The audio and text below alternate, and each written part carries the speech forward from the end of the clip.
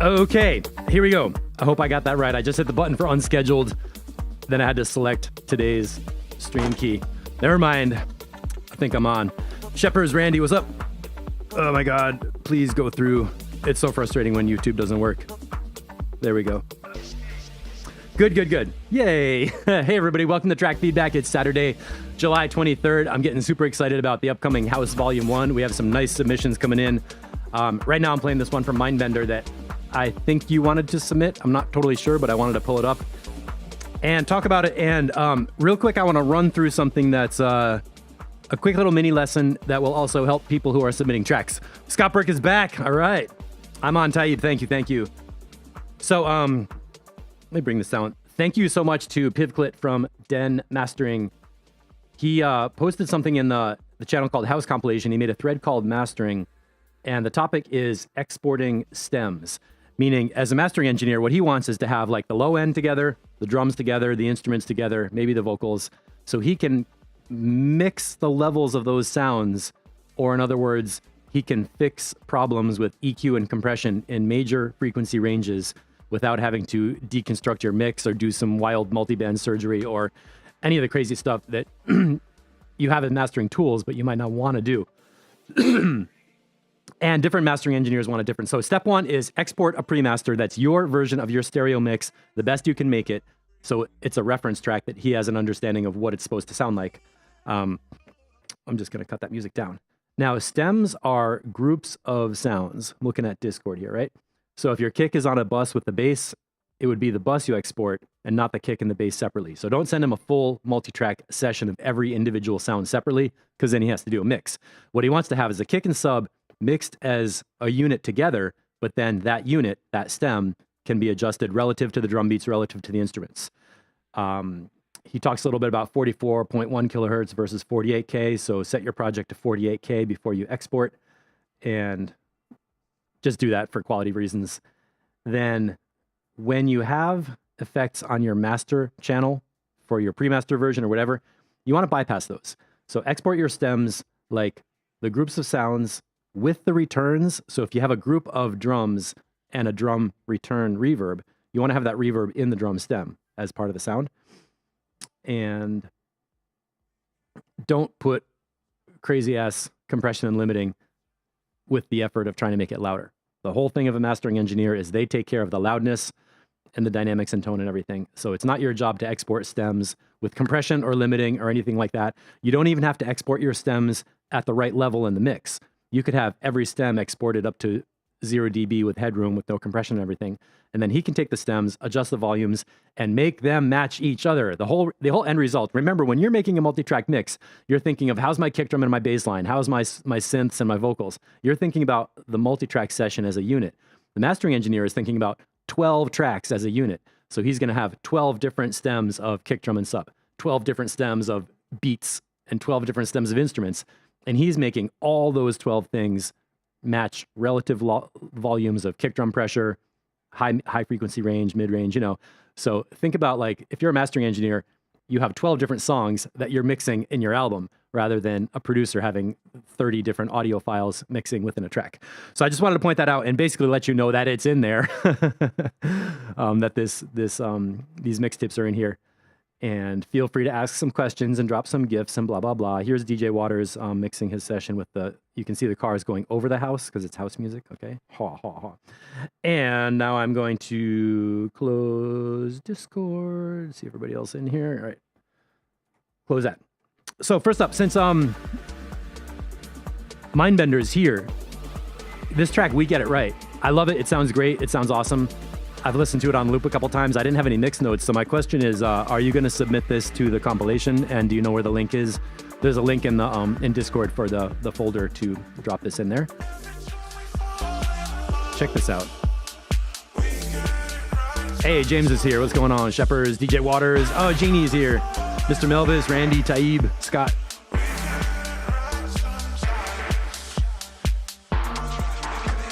I like the feel of this track a lot. I'm not going to give specific feedback. I just talked over the whole thing.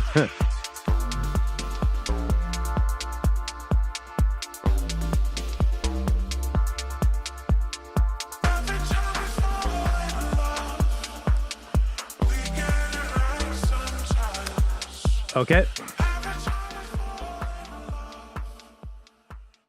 So let's get into the actual feedback.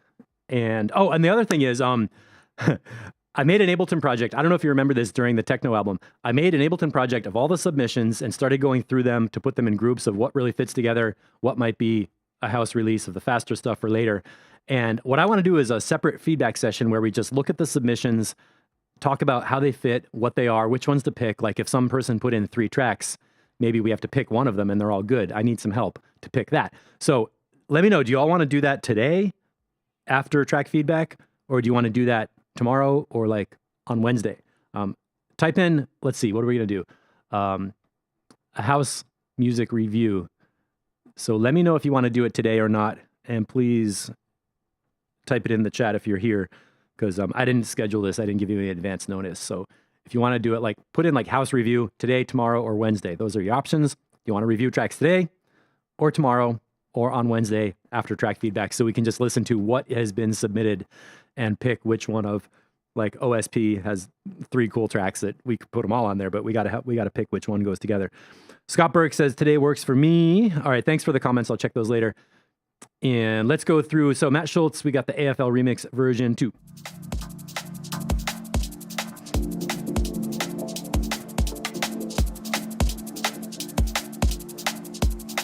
EQ flat, stereo wide.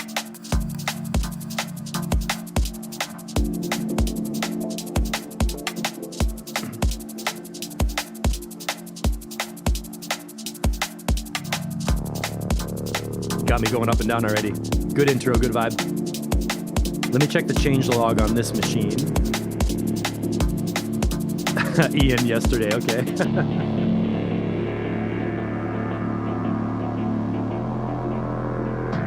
Going for the dubby minimal drum and bass. I like those clicks.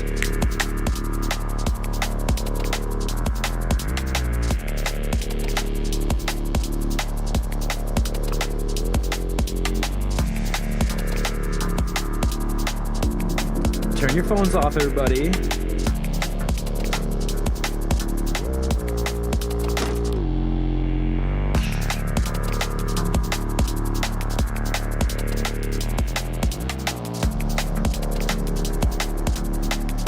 The original chords sound really good. They're nice and wide, and they have such a vibe. It's like just taking the original dub tech, putting on a beat. Yeah, it sounds amazing.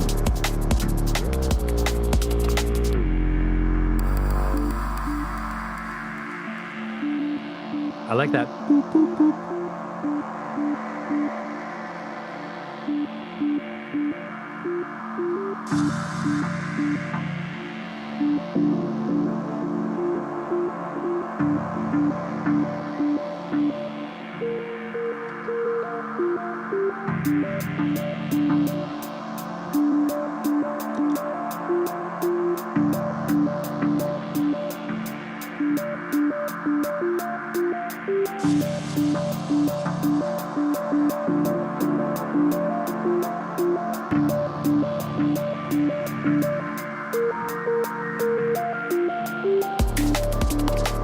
Yeah, man.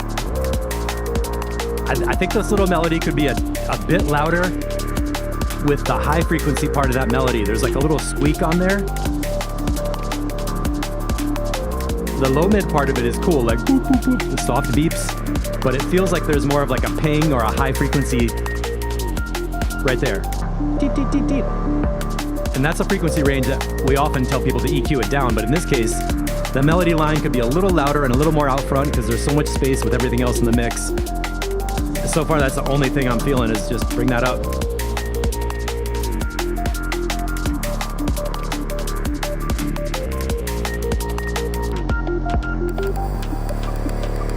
Oh, I like that shorter decay time on that sound. Make it more choppy. This is great. I would put this like in the liquid DMB category. Perfect. Hi-hat change.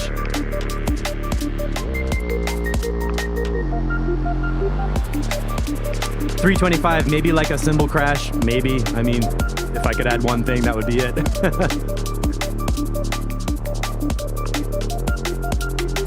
Ooh, the snares are buttery.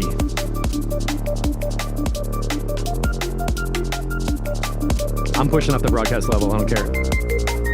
You can't stop me. Yeah, 348, like a little short crash, like psht.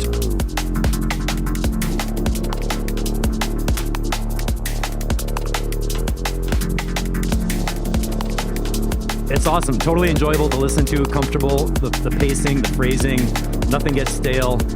It's going through changes and little like moments.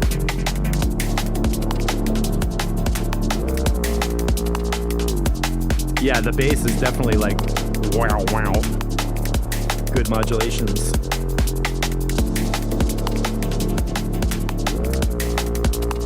I think we're getting getting to the ending. Bringing it down. This is beautiful, man. This one's done.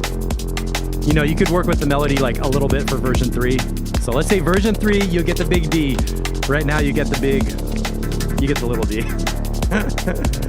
I'm gonna skip through and check how we fade out of here.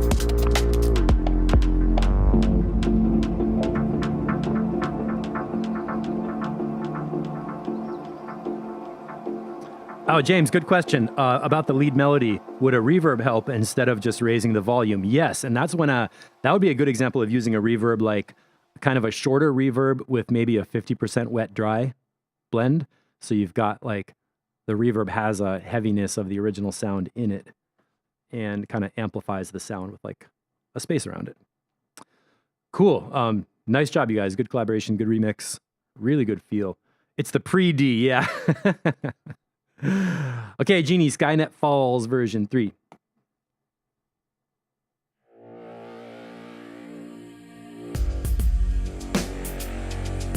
Gonna look up the change log.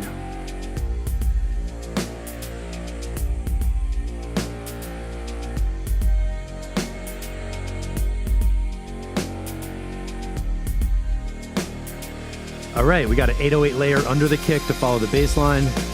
New bass layer.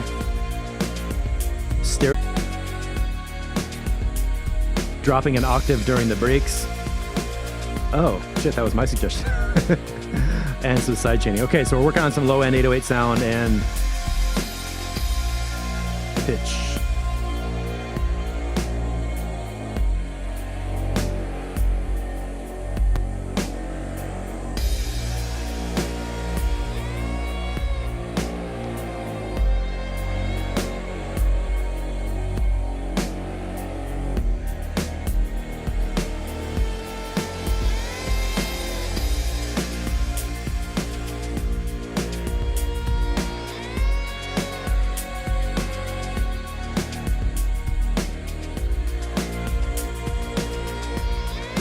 Scott, I think that is guitar we're hearing.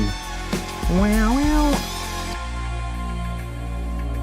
The synth pad feels like a vocal pad sound. I like how the low end is feeling.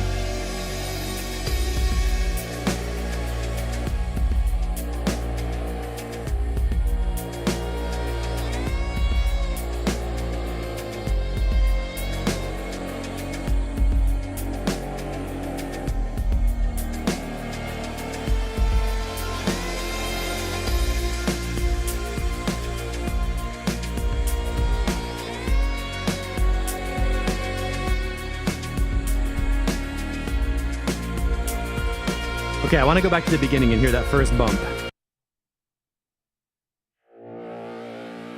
Great opening sound. Okay. So that super low, I guess that's the 808 kick drum layer you added. Boom, boom, boom.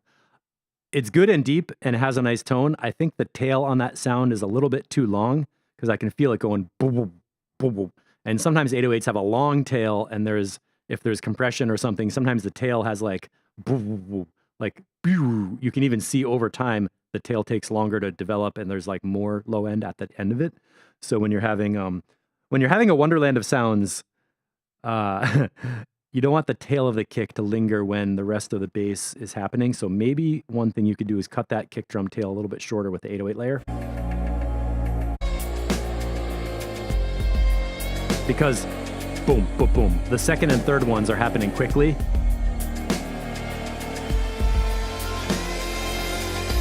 So as not to have the tails overlapping on those three.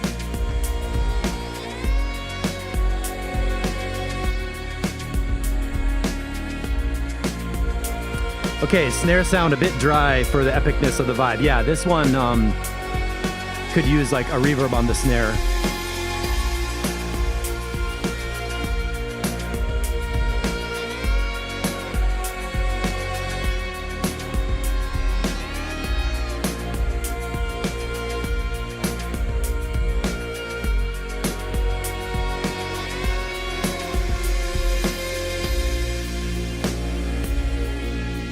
Song structure is awesome. Slowing it down for that deep vibe.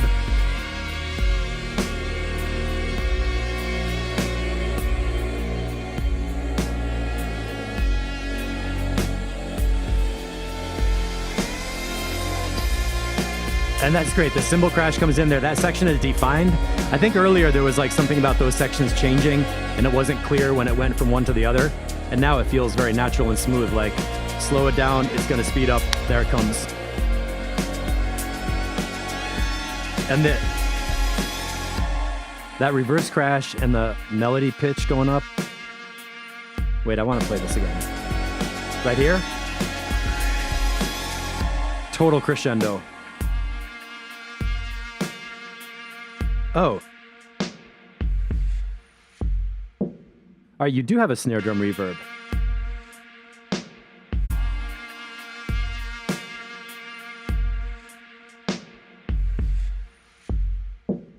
Interesting, the snare reverb is totally there, but it's disappearing a bit, right?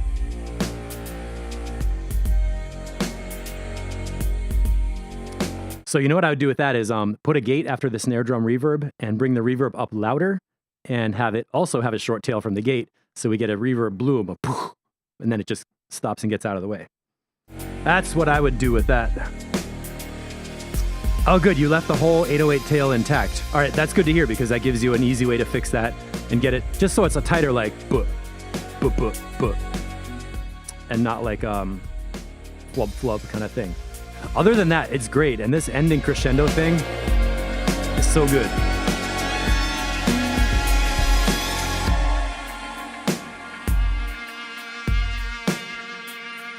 That distortion reverse sound is so cool.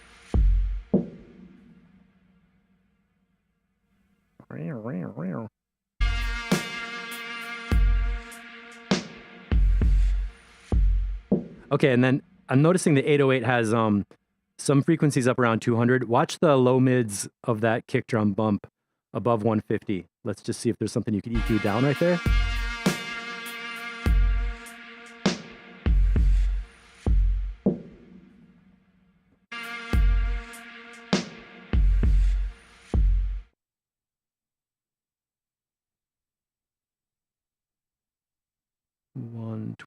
When I talk, it messes up the curve, but from like 150 up to 200, the 808 thing has some low mid-range tone that I think you could EQ down to make space for some of the other stuff that's happening. Because really the function of that 808 is like way down deep below 100 hertz.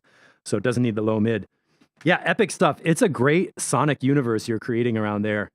And I can see Mr. Melva's jamming along at home like, with like smoke coming out of his guitar amp.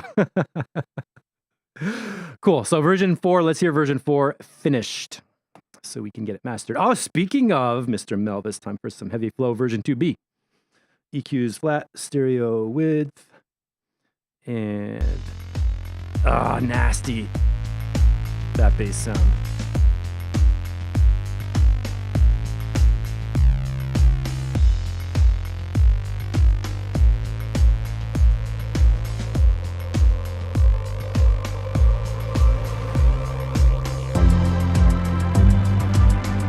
Okay, going for some overall EQ balance. I'm going back to where that chord's entered. Bass sound is really cool right here.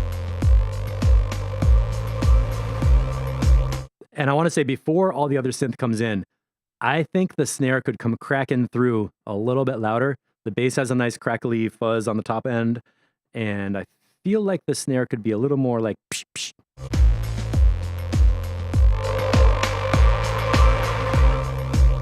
$2.2K, 2.5K. And then these synths come in huge. And now the snare is even farther underneath. The hi-hat's good.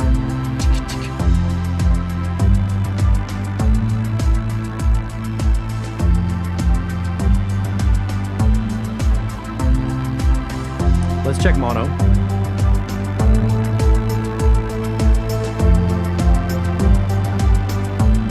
What happened?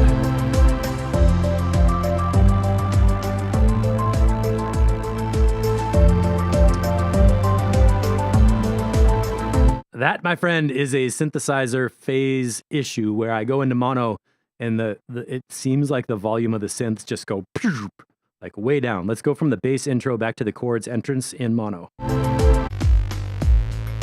Bass is nice and fuzzy. We got kick drum, we got beats.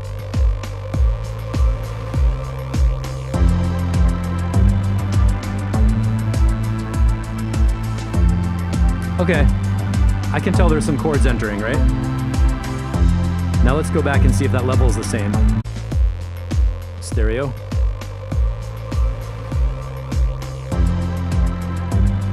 Isn't that louder in stereo? What I would do is take your instruments, especially your synth layers, check them with a phase scope and see if there is a phase, an out of phase issue. Because that's gonna make it sound real different.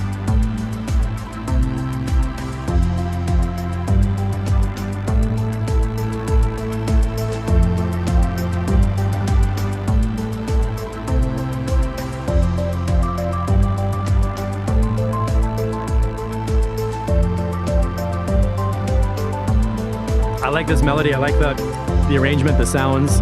The sonic palette is like really nice and soft and hanging together.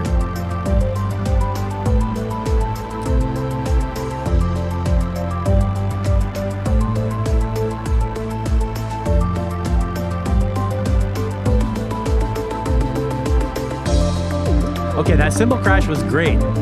That was the kind of level I would like to feel the drums cutting through. So if you could do some critical listening, match your snare drum to that cymbal, that would be where it should be sitting. I like this melody a lot, this squeaky kind of melody.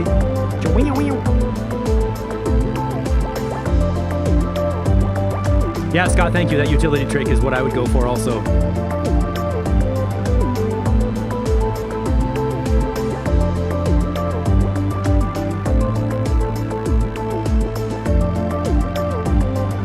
It's a nice jam. It's nice to sit in it. It keeps going.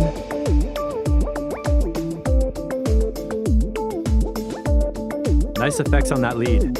That might be something like the effects that you could do, John, for the AFL remix of Matt Schultz. This little melody thing. A little more delay, a little more effects and reverb and stuff.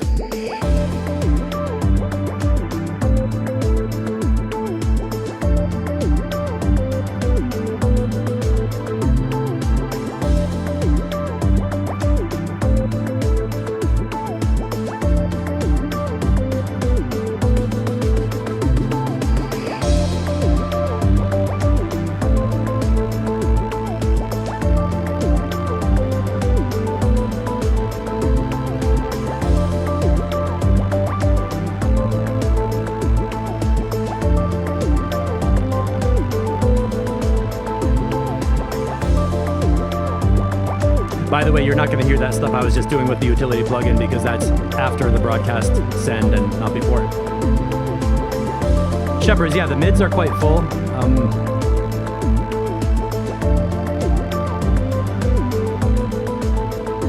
So Todd, I think overall that the synth pad layer could come down, that really big one that's like breathy. Oh, that thing could come down in volume a little bit, and it doesn't have to be quite so wide. The melody is in a good position. The high frequency of the drums could come up a little bit. The bass and the kick feel okay. Oh, that shaker, yeah. Okay, let me pause and try to give this in a coordinated way. So the kick drum and the bass line feel all right, but they could be a little bit up. Your drum sounds of the recent shaker, like the egg shaker and the crash, are in the perfect position for the mix. but the snare drum and the earlier percussion are not. So the drums mix overall needs some attention just as a stereo group. And then if you consider instruments as a stereo group, the melody is great. Great effects, really nice sound. The pad synths are a little louder than they need to be, and there's a phase question where I would check that with utility and mono, and then see what you can do to control the stereo image of those. Maybe if there's an effect or something you can undo. And then check the overall level of the instrument group and probably pull it down a bit compared to the drums. And these are all basically minor mix adjustments that you can do without having to throw away any. You don't have to like cancel any ideas or delete anything valuable in the track. Just adjust what's there already, which is what I call an easy mix decision. You don't have to like fundamentally rebuild anything, you know what I mean?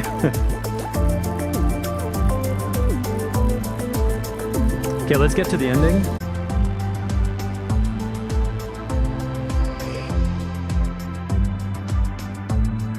And yeah.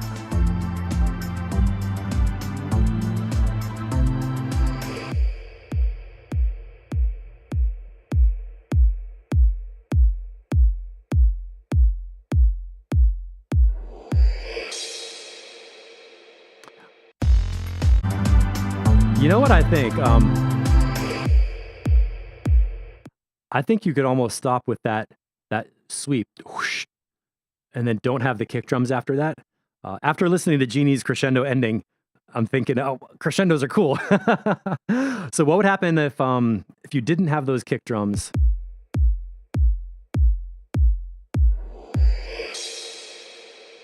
Maybe put the sweep and the crash in right here and have it just come to an ending.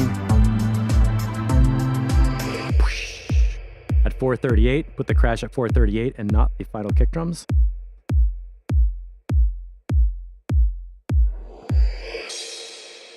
Ultimately, that's not a make or break kind of a thing. That extra kick drums are not going to, ruin the track.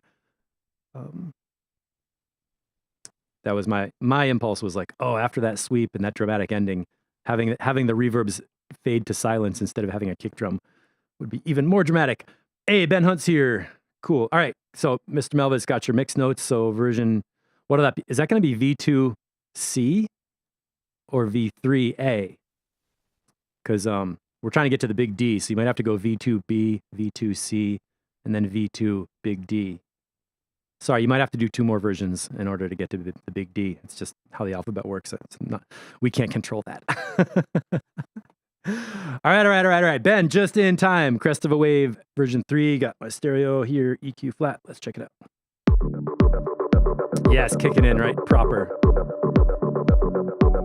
That means I didn't touch my broadcast feed. Came out nice and loud. I can hear stuff. I like this little guy in the middle. Worker.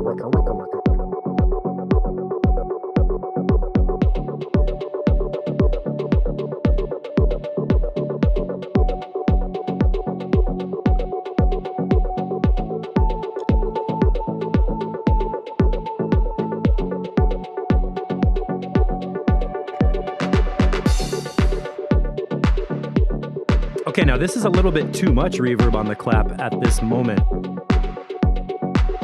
That's a big reverb. Let's see what else comes in to fill up the mids. And Ben, compared to the last track we were talking about, before you got here, we were talking about reverb on snares.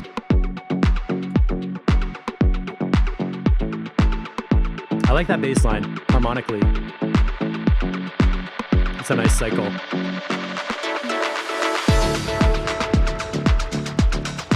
Yeah.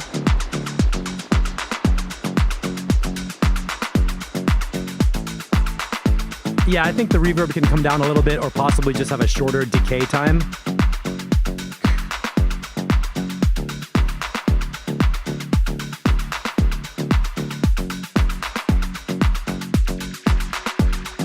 I like how that kick drum feels.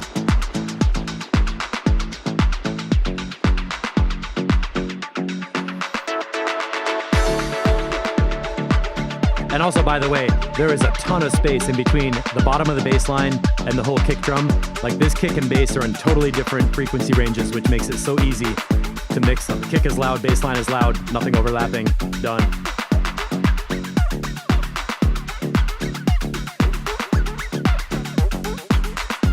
These little mid-range sounds are really cool. This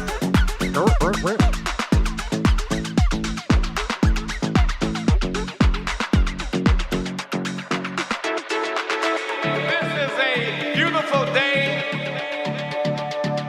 It is a new day. Today we are together. Yeah. We are unified. All right, good. I know you guys want to hear this. I remember the previous version, I said something about the voice needing to be compressed because some of the words were not as loud as others. It sounds like you worked on that. Power.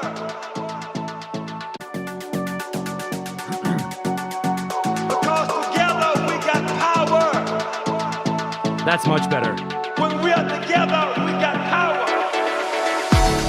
Tice is here. All right, got your track coming up today. Yeah, Ben, that vocal sounded good.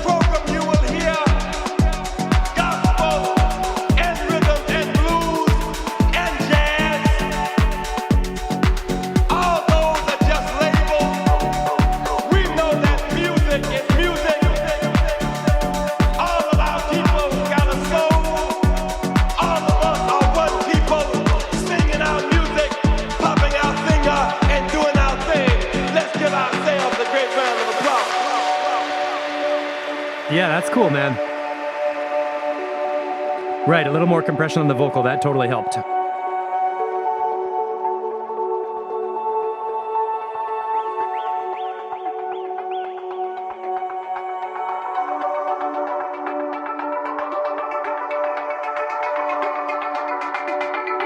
Mono.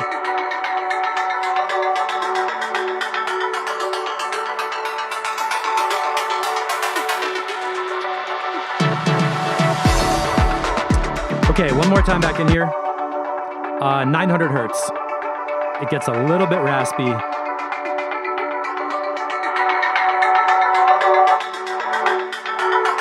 you hear that? Like,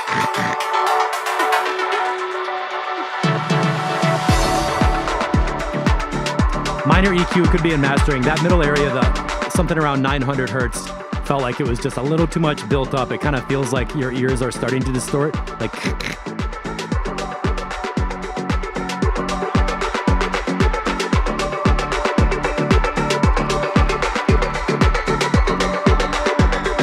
Really nice sound design. What is that distorted layer?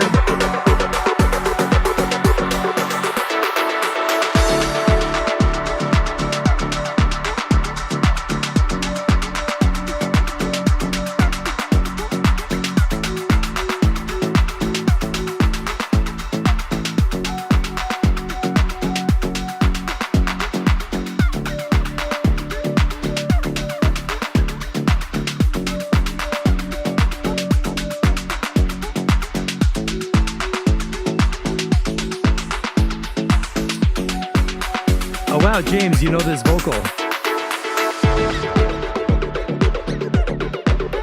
All right, Ben, you're almost there. This version 4 is going to be done. A couple of notes, tiny adjustments. Let's get out to the ending because that's always interesting. Yeah. I like that hi-hat rhythm.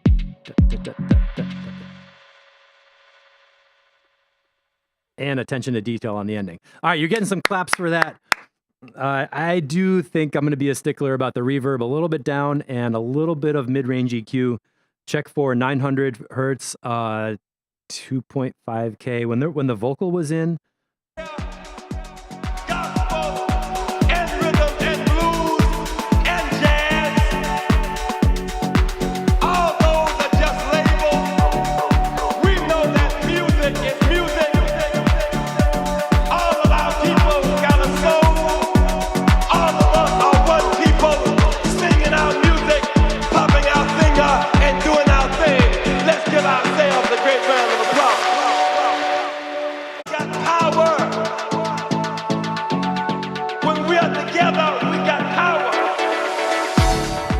okay, check around 900 hertz in this mid breakdown thing, that sound.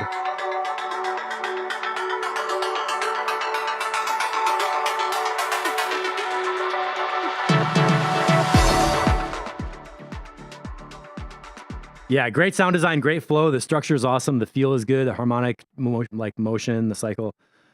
Yeah, a couple of tweaks, and I mean, it's playable now. It's a playable track already. So we're just taking it from like 95% to 100%. Doop. All right, Breaking Tides version 4. This one, I'm not sure. I think we skipped it last week, but I wanted to give it a play. I'm gonna check the change log.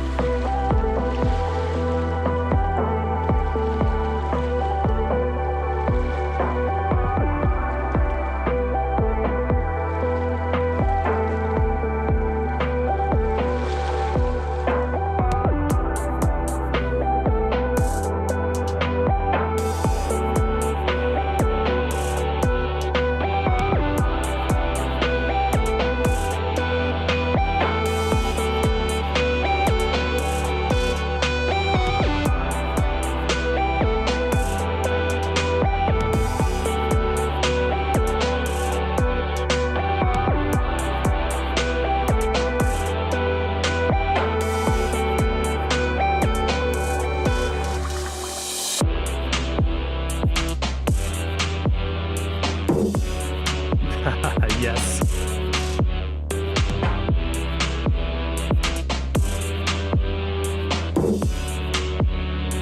What is that sound in the middle? It's like boop.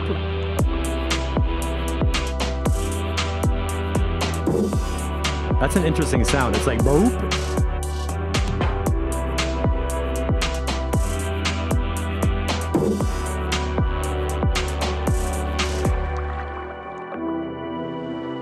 Scott, I agree. Get a proper pop vocalist on this and you'll be in, I don't know, I don't want to say EDM territory, but it sounds like you would have a good vocal on here.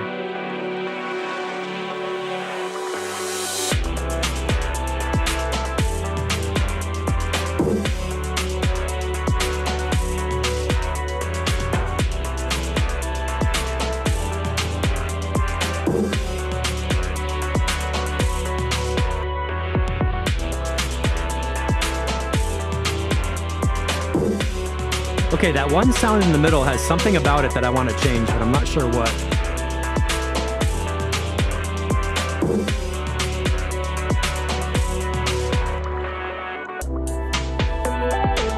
Shepherds, you think that's a homemade field recording of that middle sound? John, can you tell us what that is?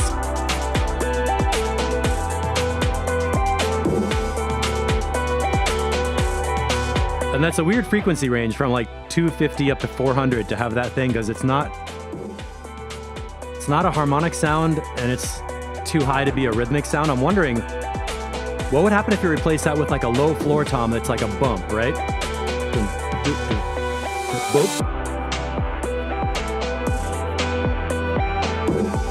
Yeah, it's kind of barky. That's a good word for it, barky. No.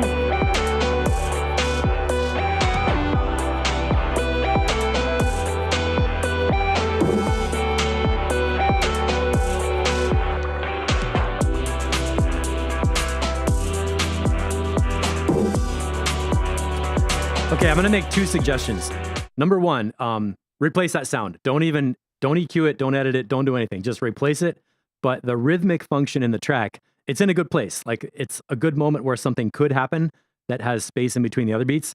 So suggestion number one is replace it with something like a high type kick drum or a floor tom sound that just makes a rhythmic bump. So doom, doom, boom, boom. And it's like doom, boom, boom. It just gives you an extra kick drum beat, but not the main kick drum, like a secondary kind of higher one, like a ghost kick. Number one. Scott just said swap that sound for a breath. I was going to say swap it for something like a reversed sound that has no pitch, no melodic or harmonic content, but it's also rhythmic, but in an upper frequency, like a backwards zoop, something like that, so that it doesn't, because right now it has this kind of wooden, as Scott said, barky, like grrk, and it's not really adding anything good to the track. It's noticeable. It's not killing the track, but it's not making it better. And that rhythmic position could be really cool.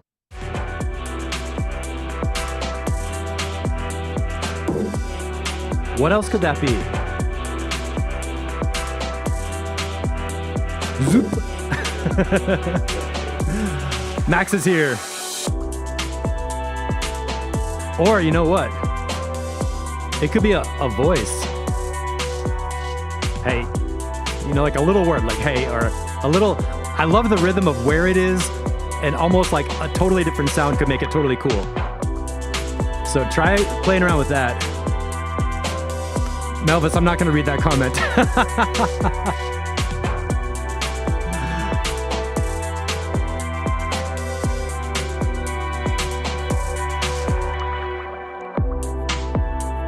And honestly, if I had to choose between that sound the way it is now or removing it completely, I would remove it just because it's noticeable and it's weird and it's not really better.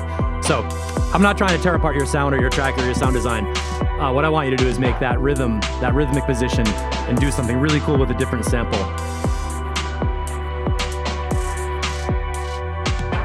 Especially if you have it in a drum rack and you can literally keep the MIDI note and replace the audio sample. That's what I would do, and just audition a bunch of different shit. Reverse some stuff, maybe reverse a kick drum and have it be like whoop. Ah, and here comes the ocean. To cleanse all your dirty minds in the comments. A filtered burp. Yeah, we could do all those things. What's the difference if you have a dirty mind but you need some brainwashing? Do those go together? Off topic. All right. Is Tim Laws here? Not sure if Tim is here. Donats. Let's go with these characters since they're on chat. I always like to get people who are live. How are your wiki kicks? We're hiding behind our kicks. Ah, yeah. Come at me with your kick drum, bro.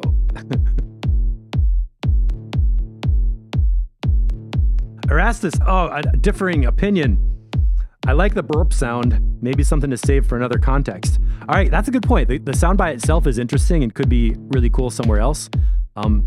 For me, the sonic palette of that whole track, it just didn't fit with like the other space of that ocean dreamy kind of thing.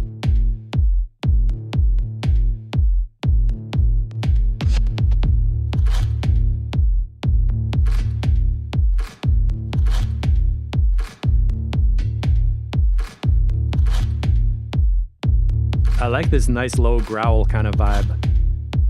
Whoa, whoa, whoa.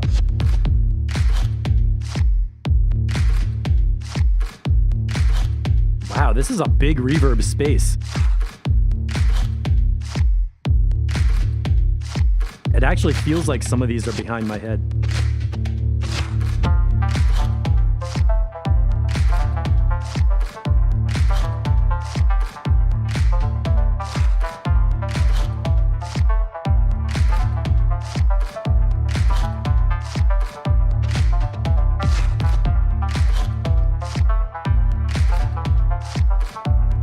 That synth is super cool.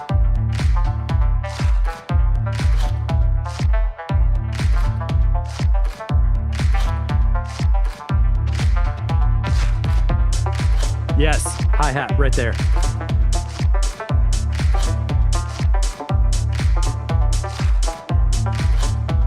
Checking mono.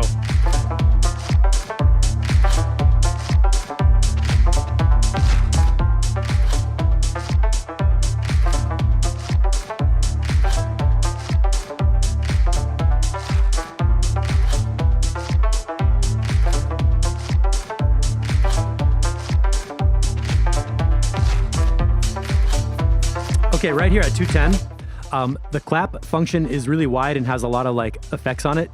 That's great so far, but at 210, when that new hi-hat comes in, I would like to hear a really like upfront centered snap or clap or snare to really anchor that backbeat.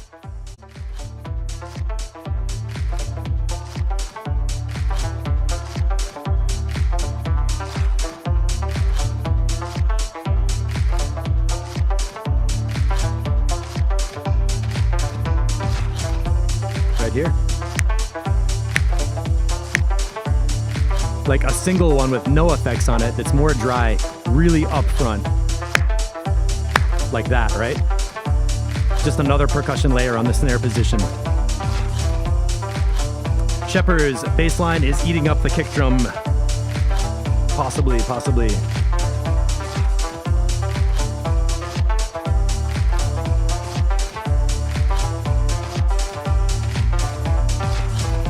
I like how this synth is growing here.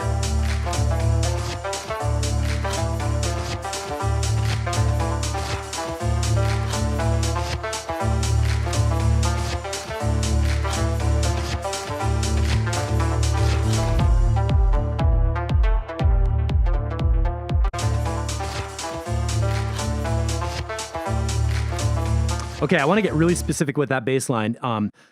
The bass line, if possible, what I would do is make a difference of if you have the ADSR envelope on the volume for that bass synth, I would like it if the bass had a bigger transient bump so you could hear each individual note going dum dum dum dum. Have the sustain level lower so that the tail of the bass is quieter. Because right now it sounds kind of like whoa, whoa, whoa, whoa. And the individual hit of the bass notes is not like totally rhythmic. If you could make the transient pulse of each bass attack, boom, boom, boom, boom, a more obvious dynamic bump, have the sustain level at a lower volume compared to the attack and decay phase, and then a little bit of a shorter release, the bass note would be like boom, boom, and it would individually pulse more and get out of the way quicker for the kick drum to come through. I know that was specific, but that's my mental image of the bass sound. Right here. Doom, doom, doom, doom. So Scott, does that make sense? Boom, boom, boom, boom. Yeah, the bass feels a little bit boomy, so that would be a way to correct the boominess of the bass without using audio engineering tools. Like go to the sound design tools of the synth wave to get something that's gonna pulse the way you want. I always like to fix stuff at the source as much as possible rather than trying to completely do like gymnastics with audio tools. Groove is awesome. The depth, the feel is like, it's all great.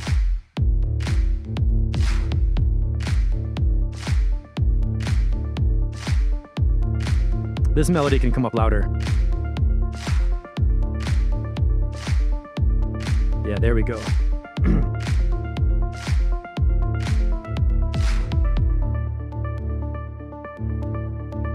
Is that the click on the bass? I think I hear that.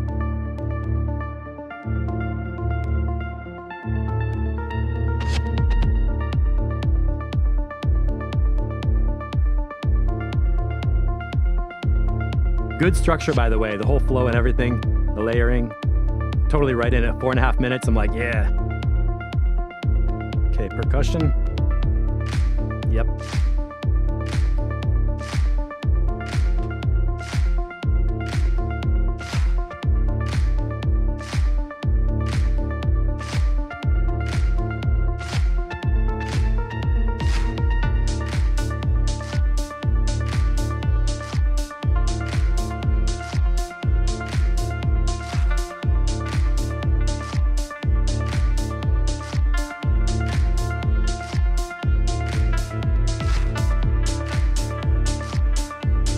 Yeah.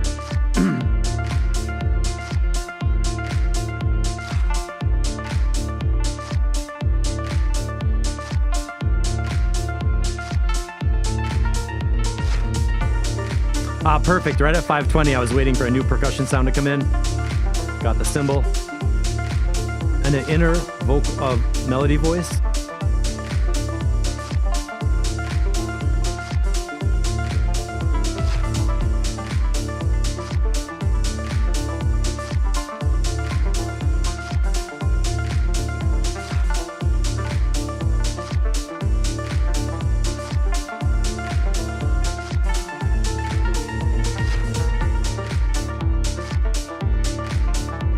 Yeah, nice little subtle changes in the layering. And this is version 1. That's pretty good.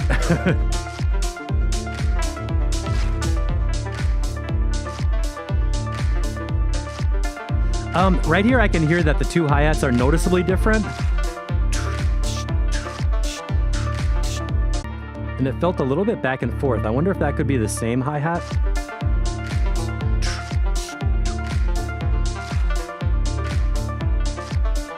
How did you do that? Is that one sample with a different velocity setting on the filter, or is it actually two different samples?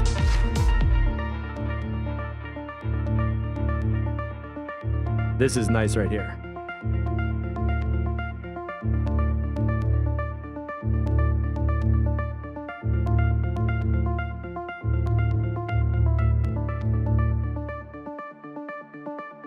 Two hats opposing, okay. Not a problem, just curiosity. I was wondering how you did it and what was happening with them.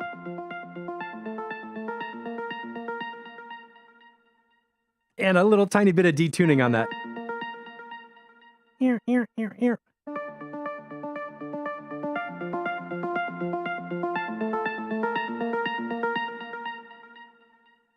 Nice, that's a totally enjoyable track, and it's playable now. For the click on the bass line thing, if your bass is doing that in the sound design phase, at that point, I would just put an EQ after it and take down the high end with a high shelf cut or a low pass filter so that you have the shape, like the percussive shape of the bass that you want, and then do some audio filtering after that. Possibly. But for version 1, that's really, really good. And we only had to give you a couple little mix notes on the low end, and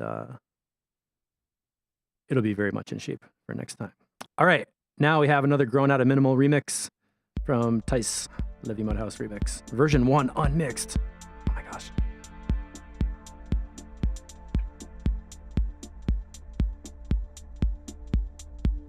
Scott, yes, yeah.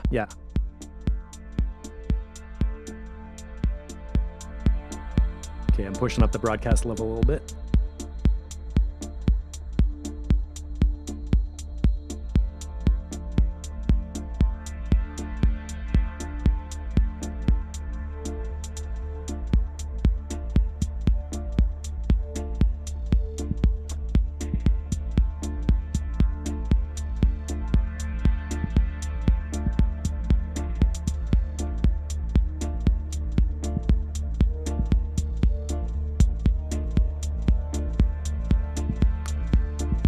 Taib, I did. I got your track in the submissions for house, yeah. Not for track feedback today, though. I don't know if you posted a new one for track feedback.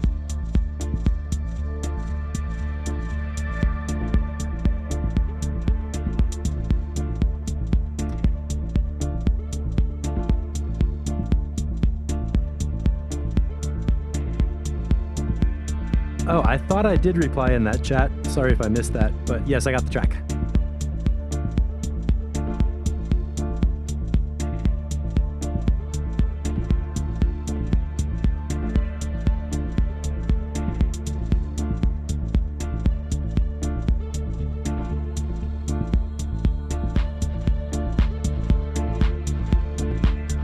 Clap feels a little bit far away. I think that could be up front a little bit louder. I like the bass groove. Ba-doo, ba-doo, ba-doo, ba-doo.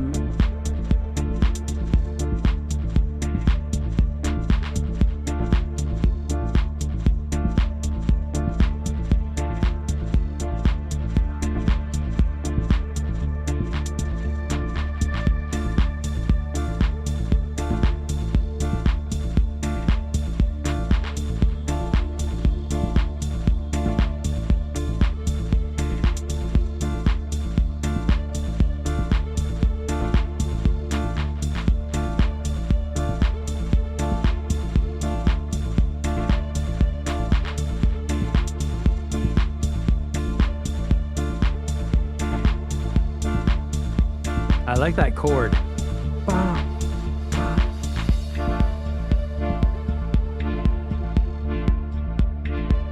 I like the background atmosphere. Grrr, that little thing.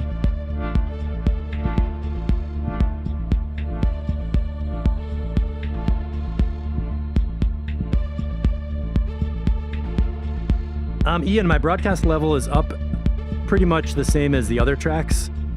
Maybe it could be that the low end is big and the mids are not as loud.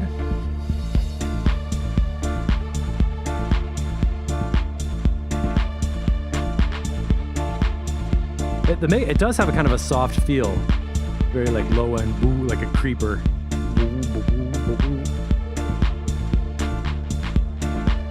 I would make the claps louder for sure. Oh, we got 9 minutes. Background sampled from the original, cool. Let's get up to the breakdown and then we'll jump forward a little bit in time.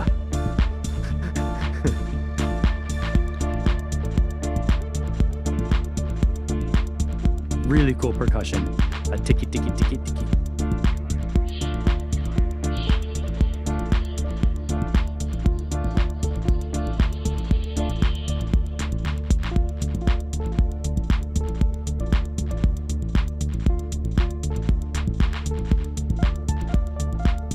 The delays on the clap are a little too loud relative to the dry source.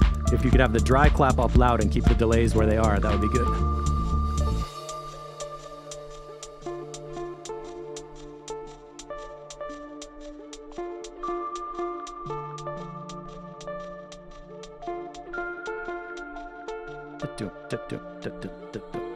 Cool swing.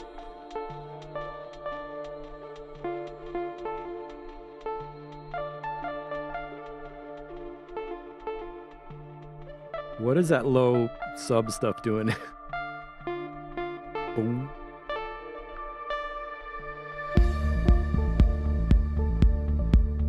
That's the place you could do some technical cleanup on one of these layers. Whatever's down there at 27 hertz. I'm gonna hazard a guess and say you don't need that in the mix. Right, groove loosens up, melody falls apart into space. That's a good way to say it.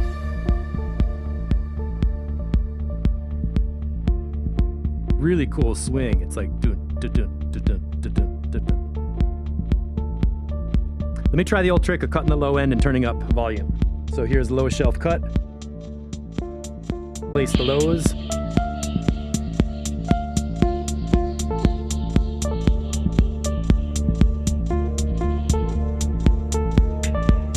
That is about a -3 dB low shelf cut, which makes the mix feel louder and more upfront and close without actually sacrificing the low end feel.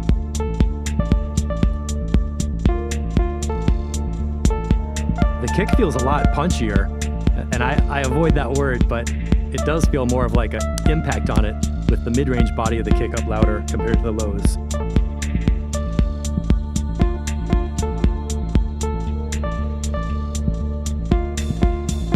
Yeah, man, this track feels great. Okay, back to EQ flat. And when I put the bass all the way back up and lower the volume, it just gets a bit distant. So the question is going to be about your acoustics, your monitoring. How are you hearing the sub frequencies in your kick drums? And how can you be aware of that for all the mixes you make in the future so that we get the mid-range bright, the drums loud, and plenty of low-end bottom? Because nobody wants you to get rid of the low end. We just want to hear the balance of the whole overall thing. And by the way, weren't you building a new room? How's your construction project going? Oh, both of you said that sounds better. Good, good, good. Okay, so basically in the mix, what you're going to do is take your sub frequencies. Getting back to the concept of exporting stems, this is a perfect example where a mastering engineer would take one stem that has your kick and your sub bass together, lower it down like 3 or 4 dB compared to the rest of the track, and then raise the whole volume for the final export, and it would sound balanced and loud and everything would be good. Almost always producing on headphones, and guess what? Headphones do not make your body feel very much low end. It's totally natural to bump your low end frequencies louder when you're mixing in headphones, and that makes a track that sounds like this. So everybody out there in headphone land, including me right now, be aware that you're gonna kind of unintentionally put your low end frequencies up too loud in headphones because you want to feel the bass and you can't feel the bass. But this track is really good and it's nice and long and cruising. Getting in the Matt Schultz territory with those chords.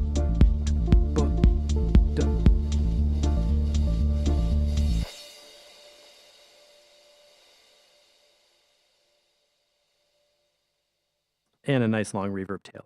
Cool, man. Good job with that remix. That's a very nice vibe to sit in and only a couple little mix notes. Version 1 unmixed. All right, let's give him some credit here. That's pretty good. Nice work, nice work, nice vibes. Let's keep cruising around. Is Mindbender here? We went through this track at the beginning. So let's keep going. Tim Dinatz. Oh, there's me. Who's that guy? Is Randy here? Let's check out Randy Adams. I think Randy's watching.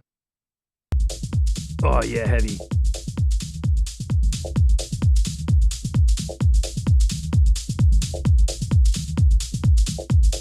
Right away. Boom, boom. Boom, boom, boom, boom, boom, boom.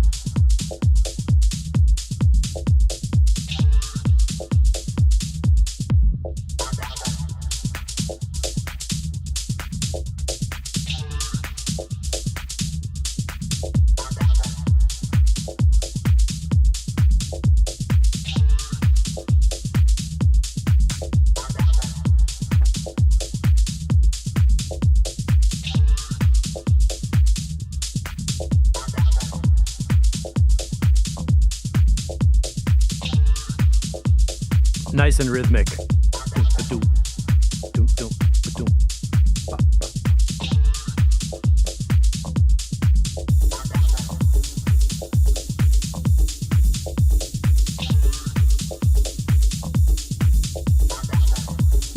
That vocal thing is cool.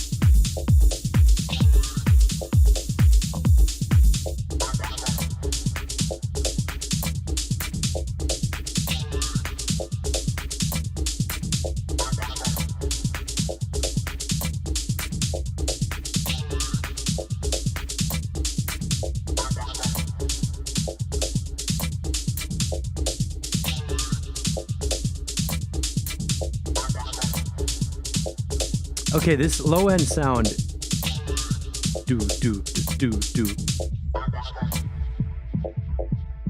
That's a little bit of like that moof kind of thing. Like.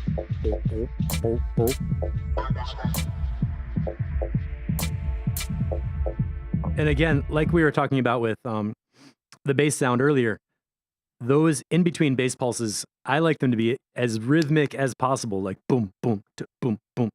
So they really fill in the rhythmic space. The one we have here has kind of an undefined, it's like all the way from up here, like 260, all the way down here to like 40 or 50 hertz. So it's not as defined. It sounds like a kick drum that's filtered down too far. And when we hear it together with the other kick drum, it gets a little bit lost, right? Now I can tell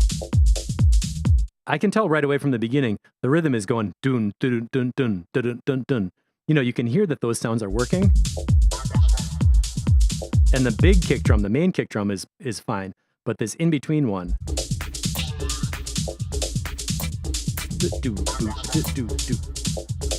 So if that's an audio sample, could you trim it with a volume envelope to make it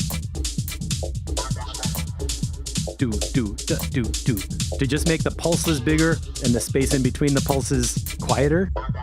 Possibly a gate or a volume envelope. And maybe a little low EQ dip around 250 or something. Because I like what it's doing, it's just not doing enough of that pulse. Ba-doom, boom, boom, ba-doom, boom, boom.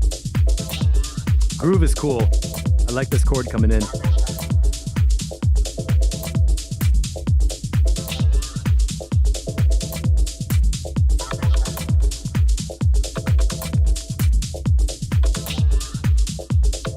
I don't know. I don't think the vocal needs to be a lot louder. For me, it's like a rhythmic sound inside the beat. It could be louder, but I didn't right away feel like it needs to be louder. Okay, hold on.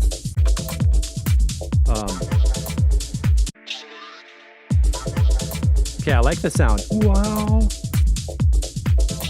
That comes in. Wow. That took me deeper. Nice layering of sounds, harmonies, rhythms. Everything's building up nice right here. A new sound came in soon that made my elbow itchy. Right around here. Okay, that one at 229. That feels like one too many sounds because the percussion went up a layer. That other cool sound dropped out.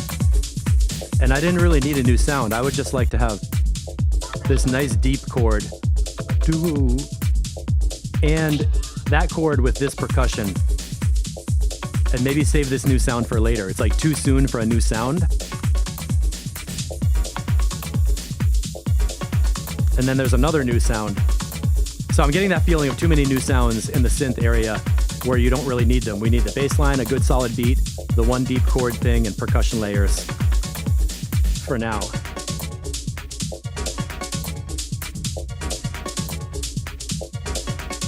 Okay, Scott, what are you saying works for you? Can you give me a time stamp on that? I'm at 3:10 when I'm saying that. Like at 3:15, this right here, it sounds okay if this was a brand new track, but the intro didn't lead us to get to that part.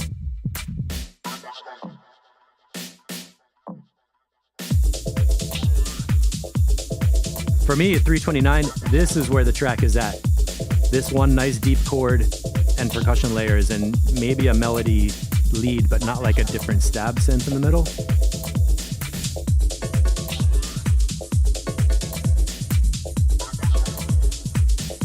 Maybe that's why the track is controversial. Yeah, Tice, the new layer sounds like a new track, yeah. But we know from, we know from listening to Randy's music, he's got a ton of creative ideas and sometimes they all come into one track that sounds like it makes sense to him. The main thing I would really definitely do is clean up that in-between kind of bass layer sound to get doom, ba-doom, boom, boom, ba-doom, boom, boom, to get that rhythmic pulse more defined. That's definitely important. The harmonic stuff, it's working right now. It feels crowded to me, it's debatable.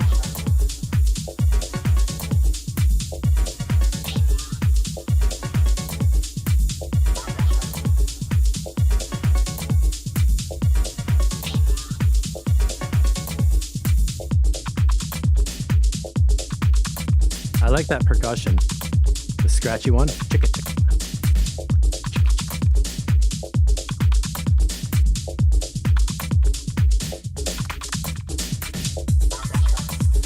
Okay, that sound is cool.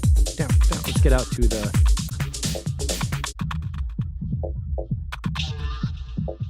All right, I'm going to take a guess here and say that this is an early version of the track. One thing I definitely do when I'm producing is I try a lot of different stuff, put in way too much, and then strip it back to keep only the stuff that really, really works. It's like brainstorming, where you suggest a lot of stuff. Like with our album cover, the album cover for the housing, I don't know what it's going to be. I pick a whole bunch of images, put them all together, look at them, and then decide which one actually fits the best and throw away the rest. You know, that's fine. That's part of the process for me. And it sounds like this track is in that phase of the process where it's got a few core ideas that are going to be there forever, and then some extra ideas that maybe not all of them are going to make it to the final version. That is definitely a valid way to produce and makes sense to me. So personally, the main thing that has to happen is this bass sound has to become a little bit more rhythmic and a little bit less fluffy. And that will take care of the low end. And then as for the synths and the way they're layered in there, I also kind of noticed the structure got a little bit unfocused. So I'd like to hear another version where you fix the low end, make some decisions about the synths, and let us know what you're doing on some changelog notes so we can understand it. Because this part at the end, like I can hear how the different layers fit together. Like that layer sounds good by itself.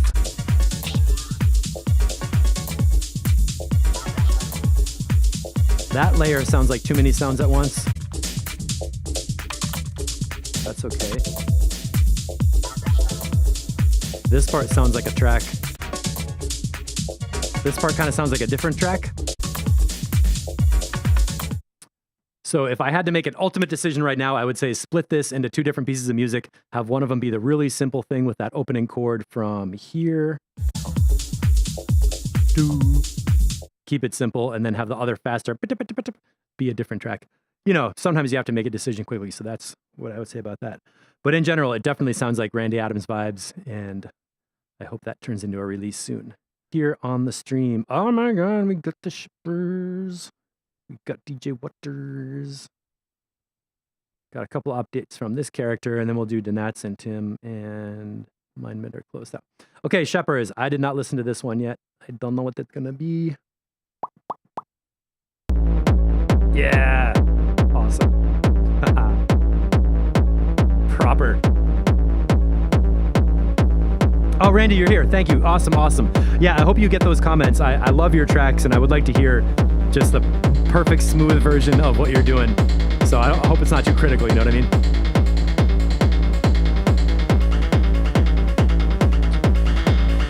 Shepherds with the killer bees.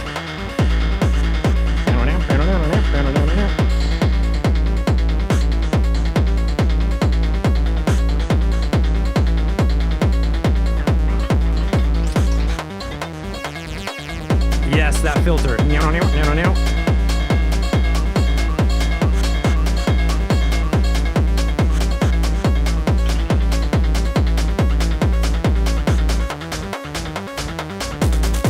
Oh my god, it's so good.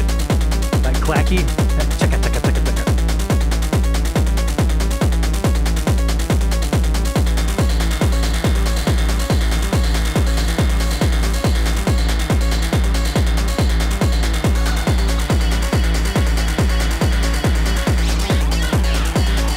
Okay, that layer. Hold on. There's a layer that's coming in that's like pow, pow, pow, pow. A little bit too much of the metallic.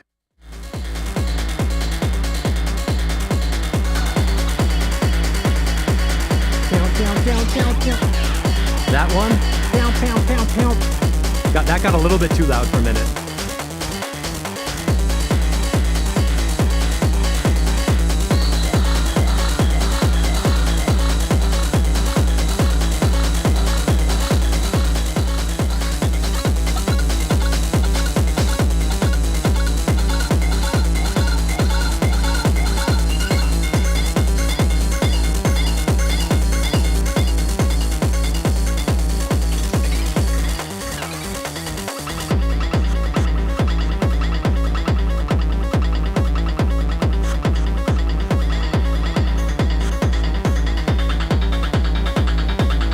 This is amazing.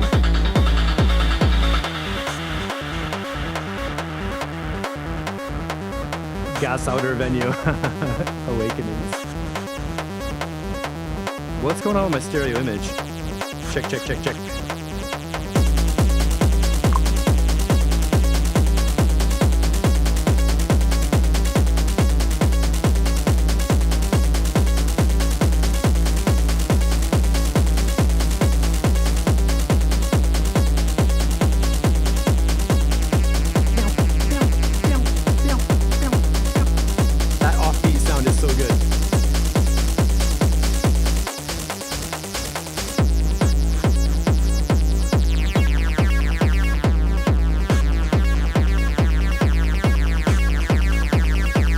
Let's check mono.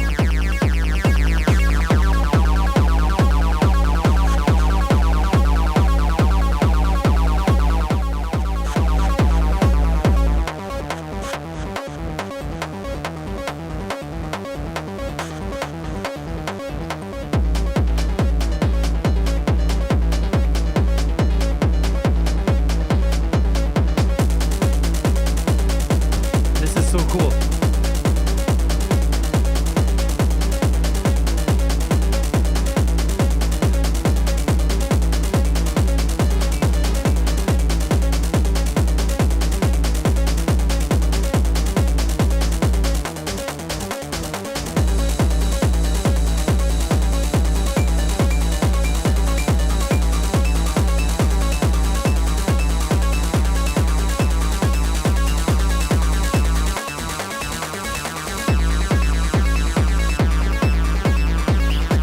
Okay. 2.6K. A little bit blinky. That high frequency might be a little bit too much.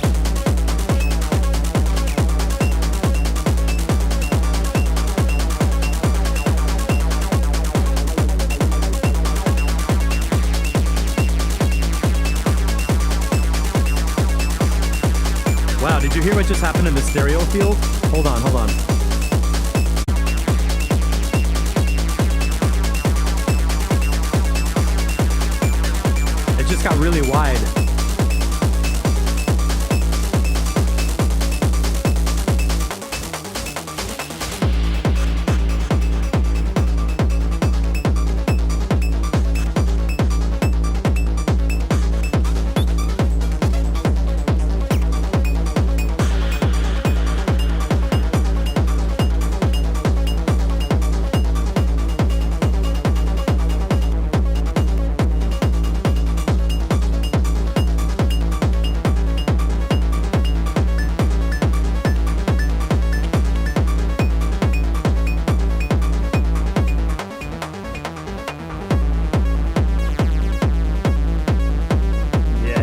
out to the end.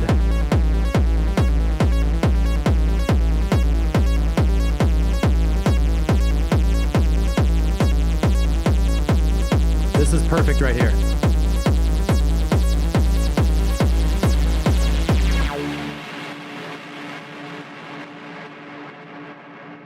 All right. AFL back in the scene from camping. Okay, Shepherds, one note is that there's a sound that comes in at this beginning part.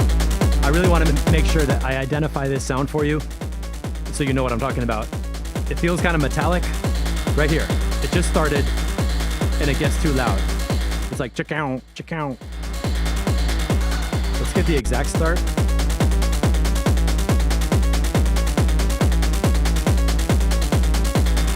.104. That sound that comes in is going to get too loud in a minute.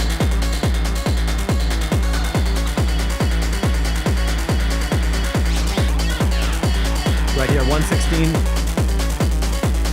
That took me out of it a little bit. It was too much like, ugh. Ride cymbal's perfect, low end is perfect.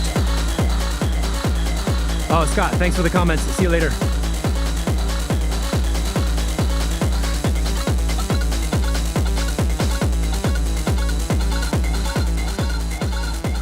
Okay, you know what sound I mean. That was really the only thing I felt was a problem. There was a couple places over here where the high frequencies were a little bit too much like beep, beep. Not badly, but if you could notch out that little sharp thing at 2.8, 2.75 kilohertz. That stereo effect is cool. I don't know what you did, but it's cool.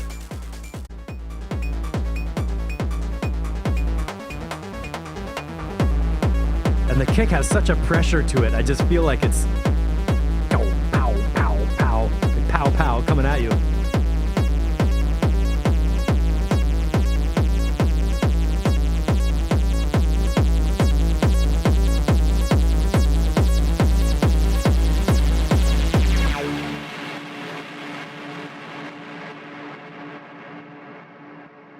And a distorted reverb at the ending. We're going to give you some claps on that one. I don't know if anybody ever achieves a big D on version 1, but this is fantastic, and it really fits with the 140 BPM tracks you're making. All that stuff. I don't know why. I don't know why I am this way, but whenever I hear that kick drum distorted tempo, I just feel like, I can relax now. Like, finally, goo, goo, goo. It really makes me, like, it kind of like shuts down some part of my brain that's in the way, and I can just be like only in the music, if that makes sense. The Mind Eraser. So Shepherds, bring that one back. That'll be done in version 2 or version 3, and I cannot wait to hear this release with all the 140 BPM stuff. Now we're going to hear some... Tenka's here. Gonna hear some DJ Waters. Ah, yeah. Enough of that rookie music. Here we go.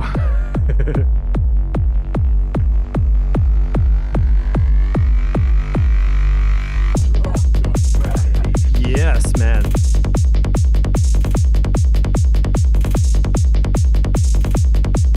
This is not 75 BPM.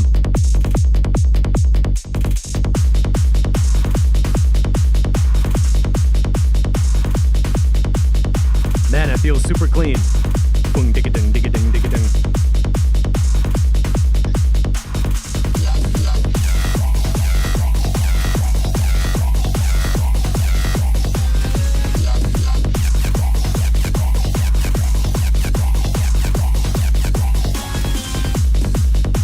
So far, so good.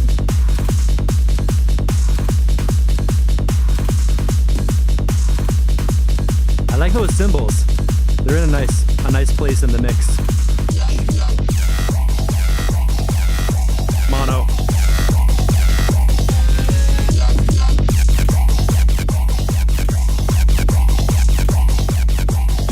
Okay.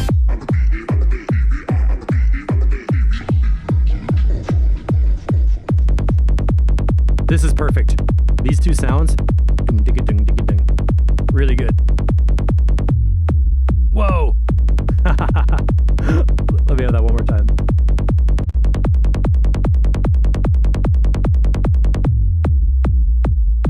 Oh my God, that's gonna be fun on a big system.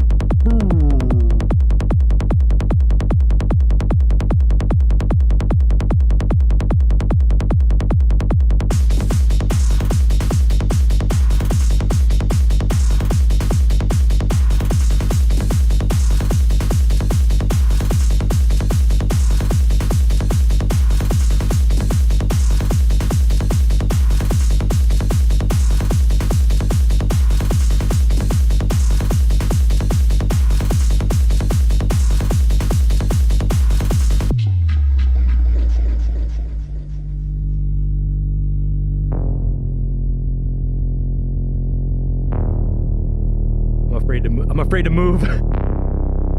What's gonna happen?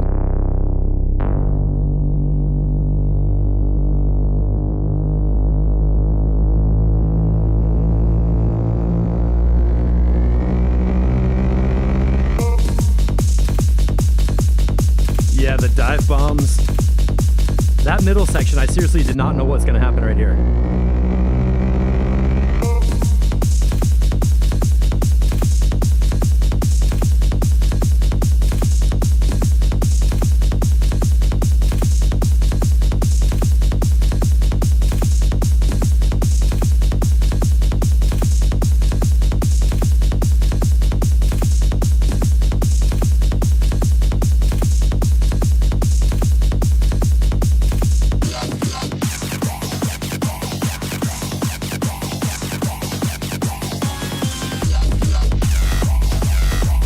Back in it. All right.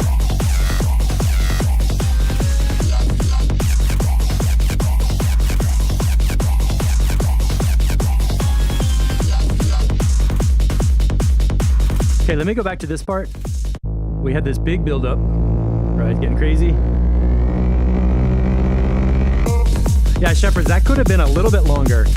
And from here at 2:35 until all the way out to like 3 minutes.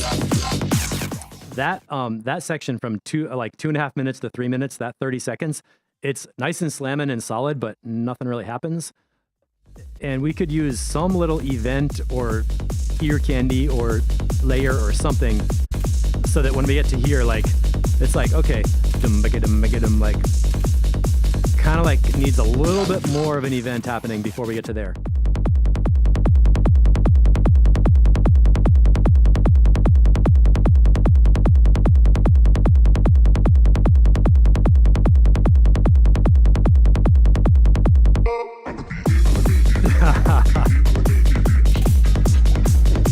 That's what I'm talking about.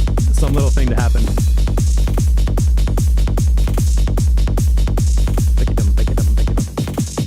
Yeah, like those kick drum pulses. Little things to break up the rhythm.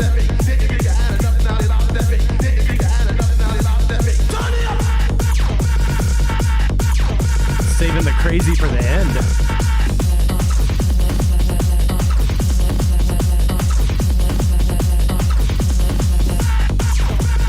This sounds like DJ Waters.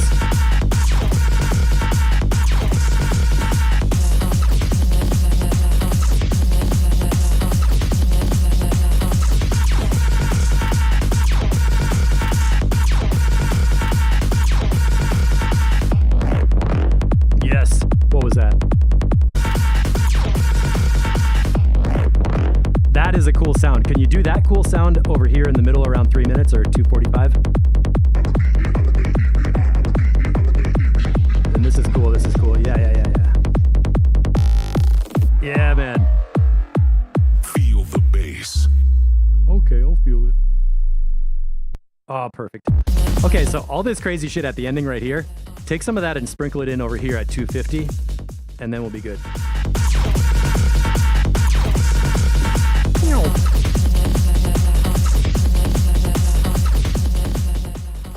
Starter track before 190 BPM. Was it 150? So cool, let's give DJ Waters some claps. Version 2, I think version 3 could be done. Basically, it's playable right now. The main thing that works is that the low end is so freaking tight that dun ticka dun ticka dun ticka dun. It's just like a beautiful psytrance kind of clicky bass deep thing. The only problem I'm going to complain about is the song structure just got a little tiny bit flat in this middle area around 3 minutes. And you have no shortage of ear candy to spice it up with. So just like do a little more development on the song structure. And for everybody out there in replay land and producer land, what is the problem we're talking about? The problem we're talking about is that you listen to your own tracks and they become familiar to you and you see them on the Ableton timeline and you kind of know what to expect. So you lose sense of what it's going to sound like for people who hear it the first time.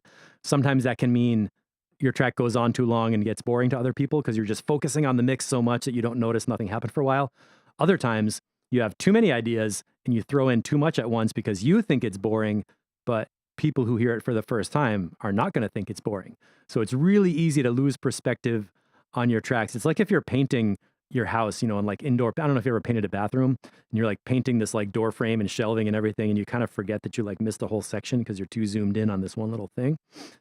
I don't know if anybody relates to that, but my house is an old house with a lot of wood things with like all these different shapes, and you have to like paint around each one, and it's easy to lose your place. Shepard's dinging, dinging, dinging, dinging is also called the Hoperator. Train track? Hoperator. Train track kicks. Cool, man. And again, Ian Waters, the progress you've made in the last, I guess, year or year and a half or 2 years, it's phenomenal to come out with a version 2 that sounds this good. I remember when you were coming with these woolly kick drums that were just all over the place, and we got the vibe and we knew the energy, but we were like, Jesus, get that thing under control. And now it's like your tracks are coming out version 1, version 2. It's playable already. We're able to give you a couple of mixed notes to tweak it into control and make it something that people could play in a relaxing setting, like on a houseboat, where you're like anchored, but it's like a club, but it's like a house, but it's like a boat. I mean, what could there be left to be desired? Awesome. Keep it coming. Nice progress, man. Nice progress. And the Fuck the System release. Congratulations on that. That track getting done. Okay, so we're going to do Tim Law's, Danat's, and then a couple of mine, and that should be it. 130, we're in good shape. And EQ flat, stereo mix. Let's go Tim Law's.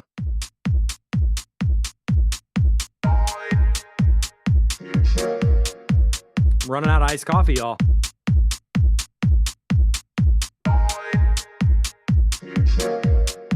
Oh, the coconuts. I know what you mean.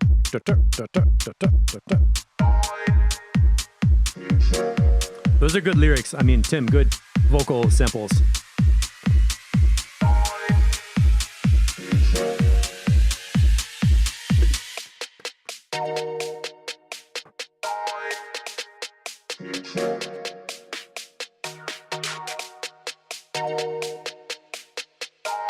I like it. I like the direction this is going.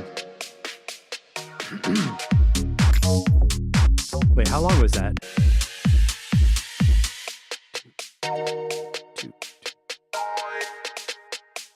Wait.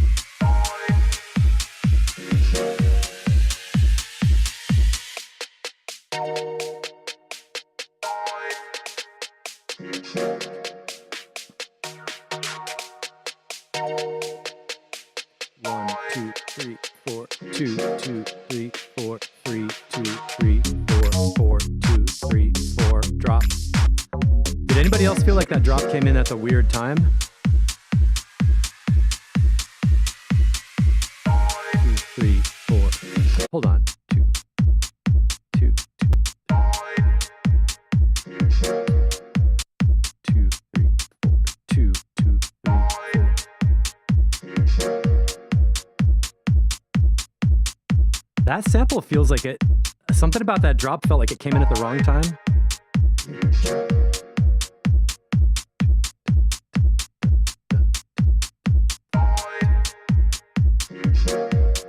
To me, it feels like the downbeat is on this. 1, 2.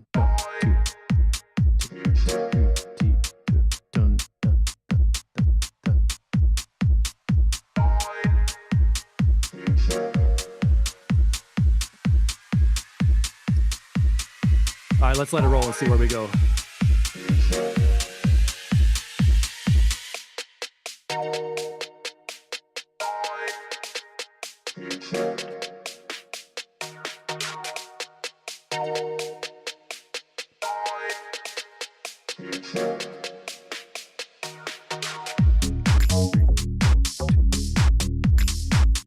I like this bass line.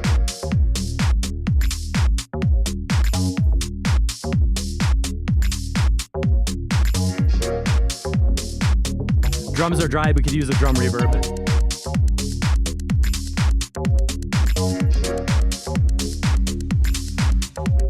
That was me on the board. Bass line is super cool.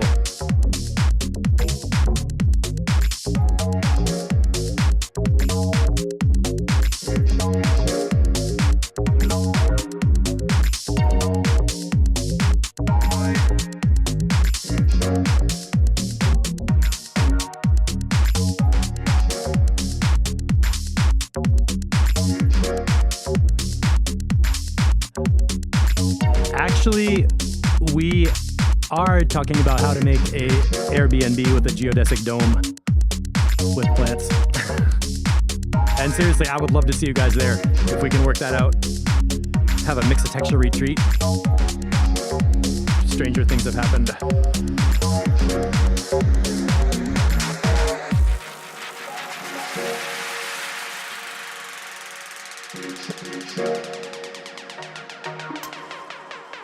All right, Shepherds, thanks for hanging out.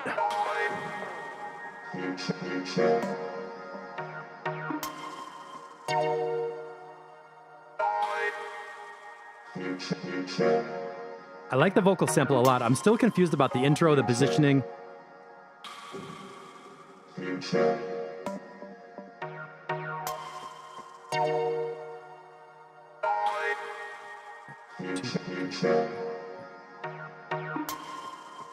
I hear it like this. 4, 1, 2, 3, 4, 2, 2, 3, 4, 3, 2, 3, 4, 4, 2, 3, 4, 1.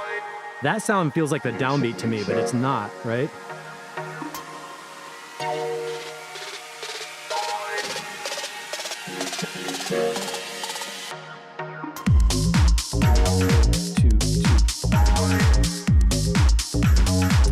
Yeah, that's exactly what it is. I get lost because that thing that goes, that sounds like the downbeat to me, and it's totally not in the track. I want to just count this one time to just explain what I'm saying. I'll start counting when I hear it, right? 1, 2, 3, 4, 2, 2, 3, 4, 3, 2, 3, 4, 4, 2, 3, 4, 1, 2. You know what I mean? That's the way it sounds in my head. And at the beginning, it's not like that, but I don't know where I got that. I got locked into it. 2, 2, 3, 3, 2, 4, 4, 2, 3, 4, 1, 2. But it's totally not. So Tim, would you consider moving that sample to like line up on the downbeat? Because I'm not sure if it's intentional or not, but it's confusing for me to like map out where that sound is happening.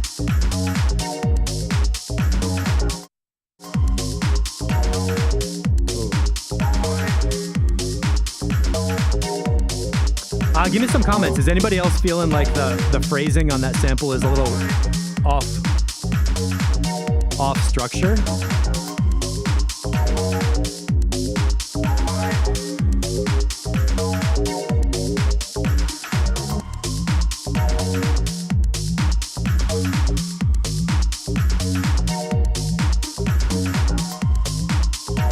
I like everything else about the track. The bass line is super cool. Mix is in pretty good shape. Percussion layers are sounding good.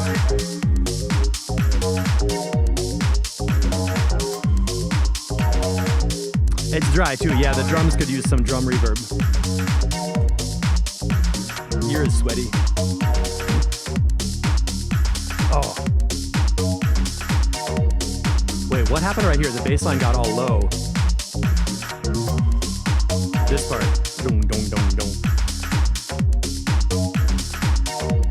I like how the bass line changed right here. Boom, boom, boom, boom, boom. That's a good rhythm. Boom, boom, boom, boom. That's nice and deep.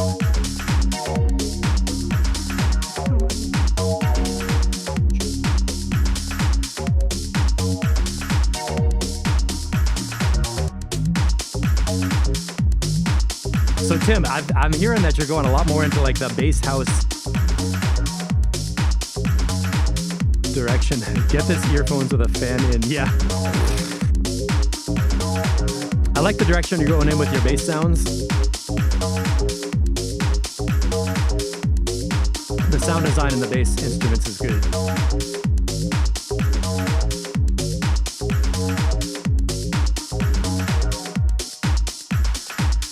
And coming to the mix out.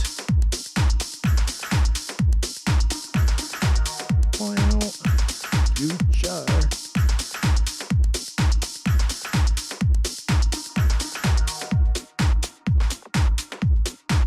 Drum mix sounds great right here. Little drum reverb on that clap.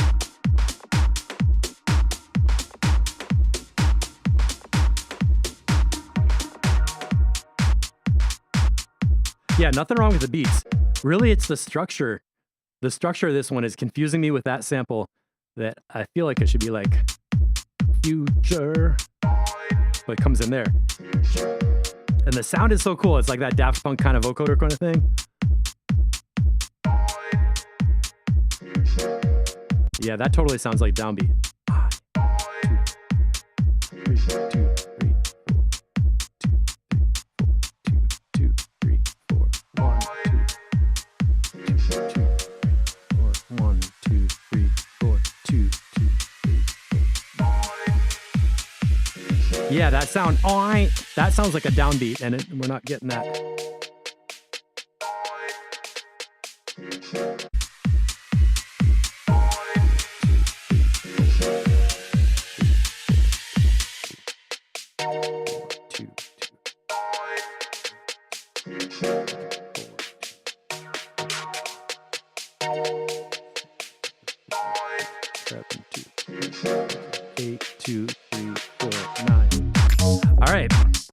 When I count it, it counts as 8 bars of that break, but it's really hard to keep counting.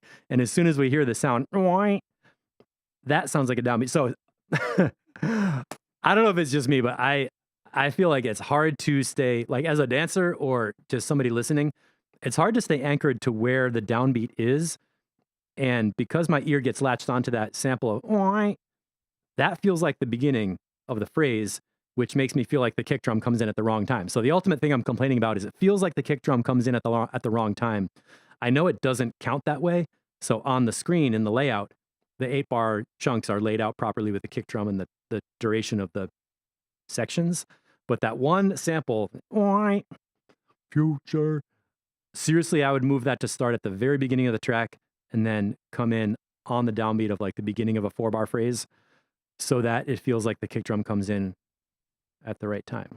And it doesn't seem to have a really important reason to be at a different moment in the rhythm. It's not like interlocking with something else. So that's rhythmically picky, but in the song structure sense, if I was trying to beat match this track and bring it in, I would be like, I have no idea where to drop the beat. I mean, I do, but it would feel like it doesn't drop in the right place. And that's rhythmically confusing. So I hope that helps. I hope that makes sense.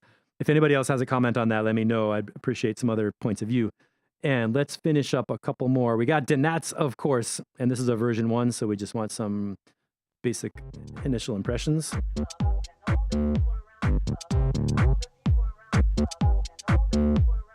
And it sounds like Dinats. Like the fuzz bass.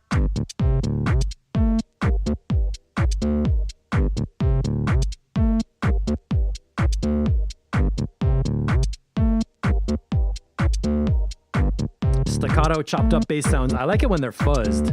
I like how the kick drum is by itself and the bass line is a fuzzy, higher frequency sound. So there is no competition between the lows and the bass line. Ben Hunt was doing that earlier today. Kick drum and bass line nicely separated.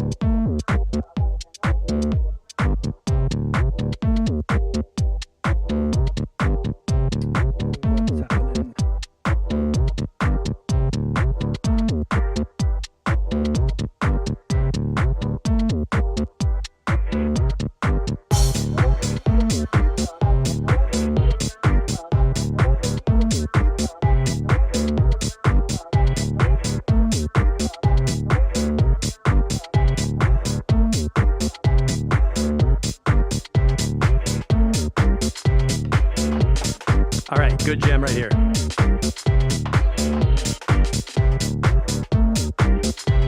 I like that clap a lot, or the snare. Beats are flowing.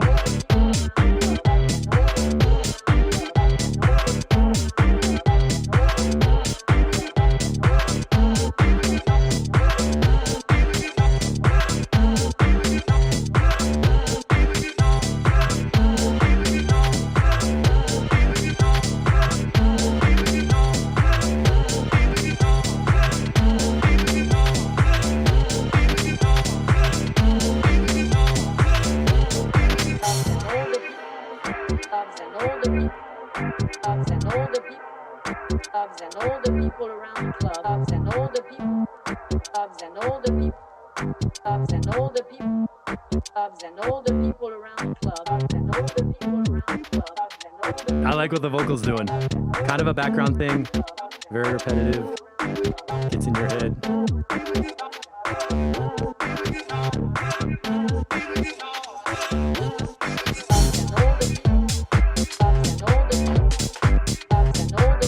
Let me check the Discord here.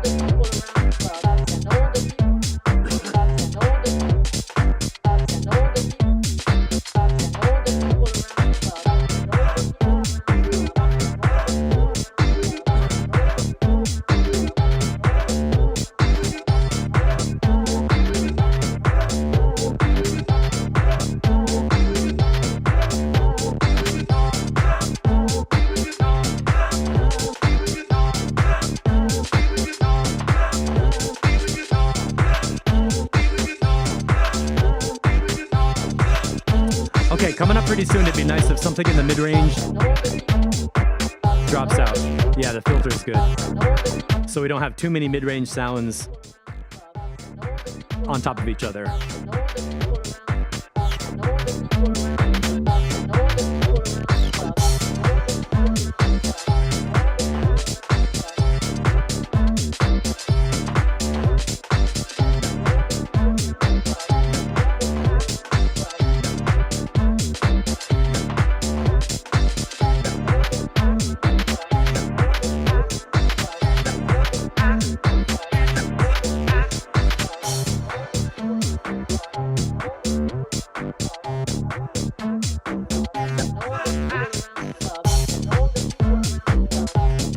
Yeah, I like it right here.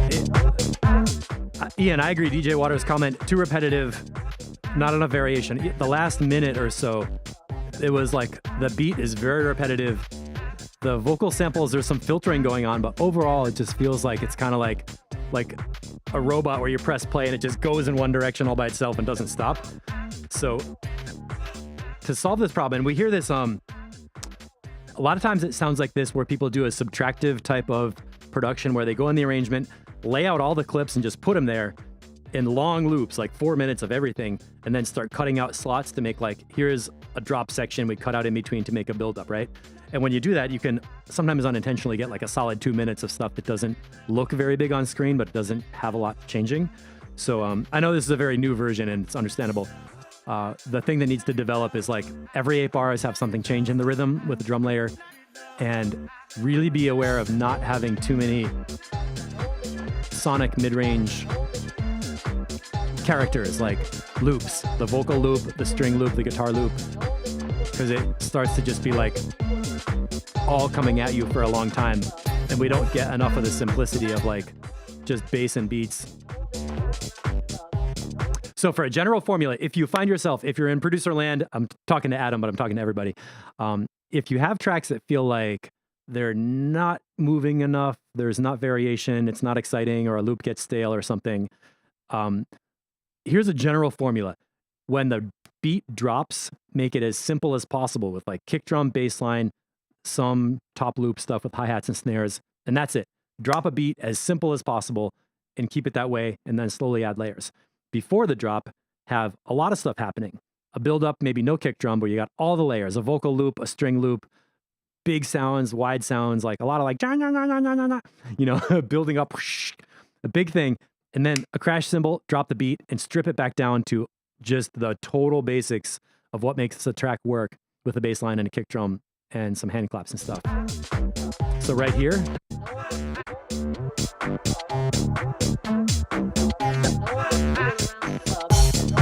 at 404, cut the vocals out, just give us only bass line and beats, and let us just enjoy that. And then wait like 8 bars before you start layering in this little disco sample. Because, you know, when we click through at any different instant, it sounds like a nice groove. It's like, oh, that sounds like music, you know, that's cool right here. Like over here, it's cool. Over here, it's cool at the intro. Over here, it's cool.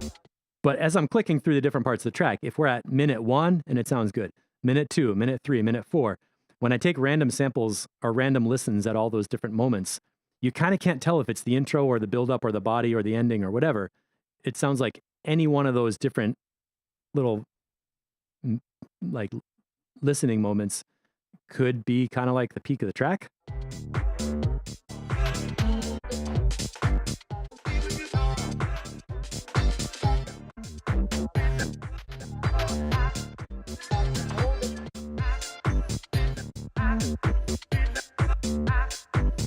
And even here at minute 5, minute 6, it doesn't sound too different from minute 3. So in general, it feels like you press play on Donats and you have like 5 minutes of the peak layer of the song. And hey, that's cool. I mean, you got to be able to build a track that has a peak that feels like everything's in there. It's slamming. It's awesome. Put it on at like 1 a.m. in a club, and you could drop it at peak time and it's going to sound good. What I want to have is more of a build up, peak, drop. Build up, peak, drop. Oops. So that when you click through, you can be like, oh, this sounds like an intro. Oh, that sounds like a mix out. Oh, this sounds like a huge build up with no hi-hats and just effect sweeps and stuff. And then every time you drop a beat, what I really recommend to do is think just big and simple, like kick drum, bass line, hi-hat, snare, or hi-hat and clap, and only have those elements to give us that deepness. Because paradoxically, when you peel back the mid-range harmony melody layers and you have only bass, the track feels heavier, it feels deeper, and people can sink into the groove and just rest in that groove and be like, oh, I got the bass, that's what I need. And then after that gets boring after 8 bars, then you add a little like kind of guitar, violin, disco loop thing to prevent the main groove from getting boring. That's what I think is happening. I talked a lot about that. So Adam, I'm not trying to criticize your whole technique. I'm trying to pull out things that everybody can use when they're watching and replay and they're learning about producing their own tracks in different styles and stuff. So I like what you're doing. It's going to be awesome. And you'll get the big D on this one. So let me move on. Now what the next track is a mix I made with one melody layer and cymbals. Octavio is a deep house producer who's got some great mix sets up. He's been in Mixotexture for a long time, and he's had some great releases. So he sent me these stems to mix, and by accident, the cymbals audio file came up blank. All right, Ian, see you later. Good luck with everything. So I added a cymbals layer, and then I thought, hey, I might add a little melody layer. So this is basically Octavio's deep house track with a little bit of Steve Knotts on top. Venture X from... And we get an ad. What am I going to do? We're going to go to courses.mixotexture.com. This is where you can get some really cool hands-on lessons, especially in EQing. So if anybody's watching and you're wondering, what is it all about when we talk about 2.3 kilohertz, or we talk about 260 hertz, mud or whoomp or fluff or moof or bloomp, all these funny sounds we use, the crispiness, the highness, the piercing. If you want to know how those words relate to actual numbers in your EQs that you can use to make your music feel better, this is the course for you. It's called How to EQ Your Tracks. And right now, as we speak, I'm building some hands-on lessons where you can download Ableton projects and do the activities in your own program with the sounds, with the EQs, with native plugins, everything there in live.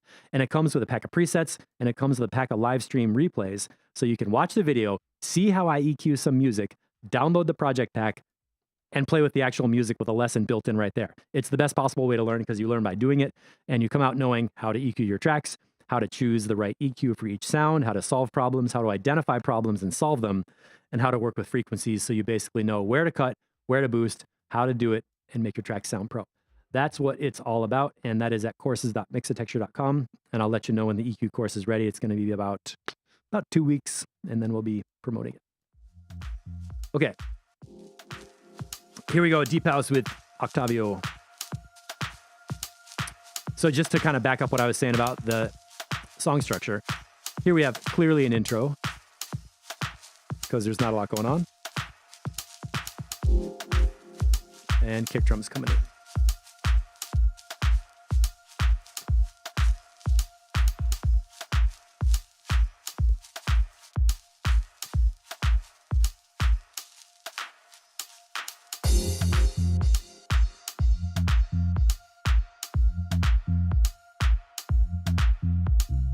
I'm thinking it might be a little too much reverb right now.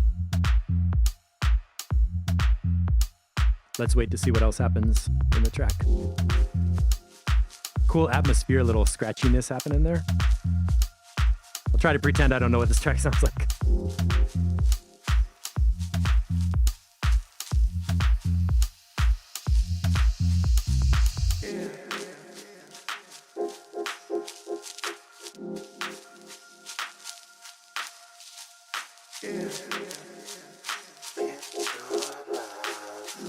There's the little vocal sample.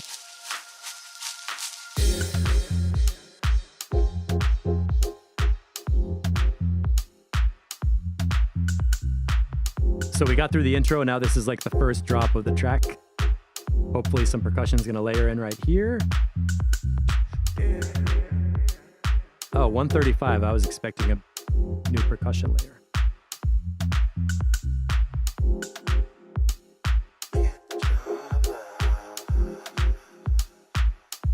The bass line dropped out. 150. All right, I gotta check this. That opening little 30 seconds felt like the bass line dropped out and there was a little bit too much emptiness.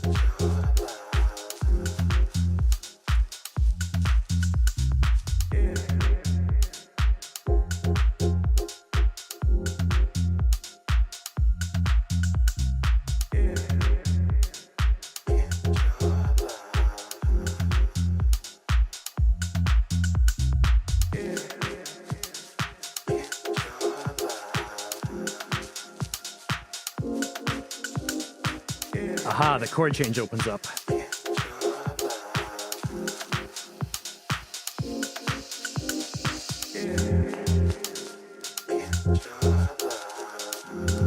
$239, cut the hi-hats out. Let that vocal and chord thing hang in space. Good, right here. 253, maybe too early to bring the hi-hats back in.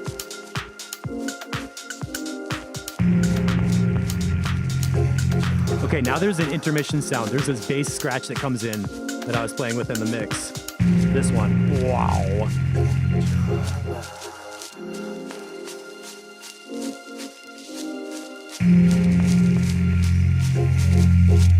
Right there, that note F at 88 hertz.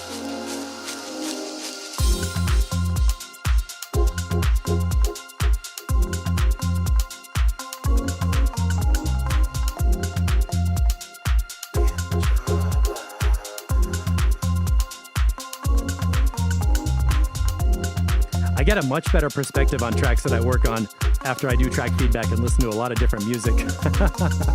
It's easy to hear this in a fresh way, like it's not something I heard before. I like how this part feels.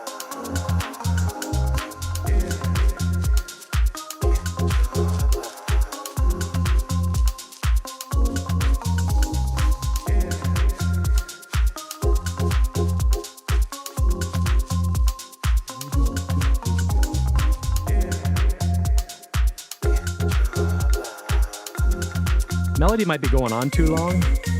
Okay, it goes up an octave.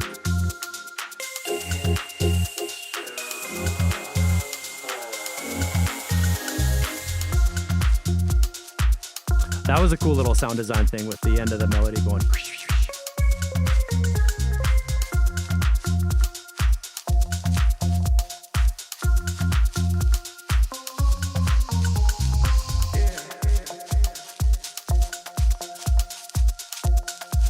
This feels like an outro.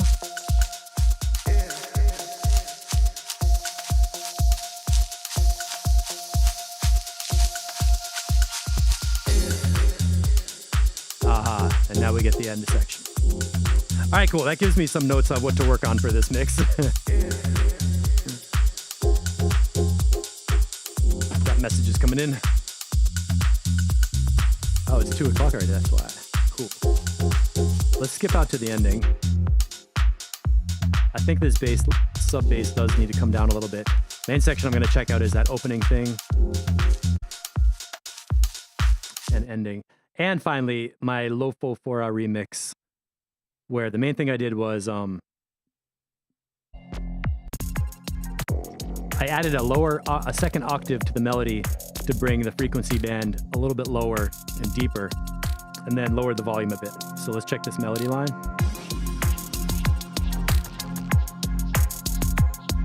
And then I put a low pass filter to filter it in slowly from up underneath.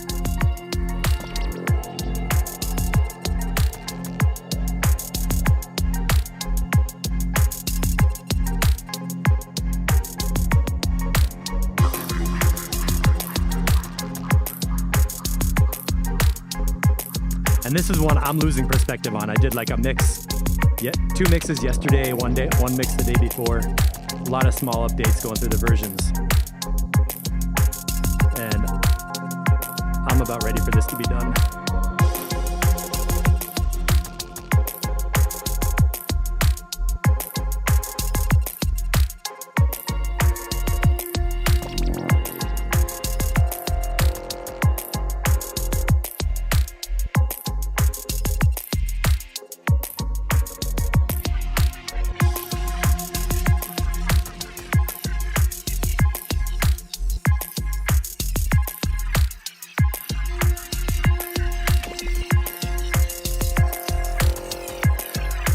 Build up.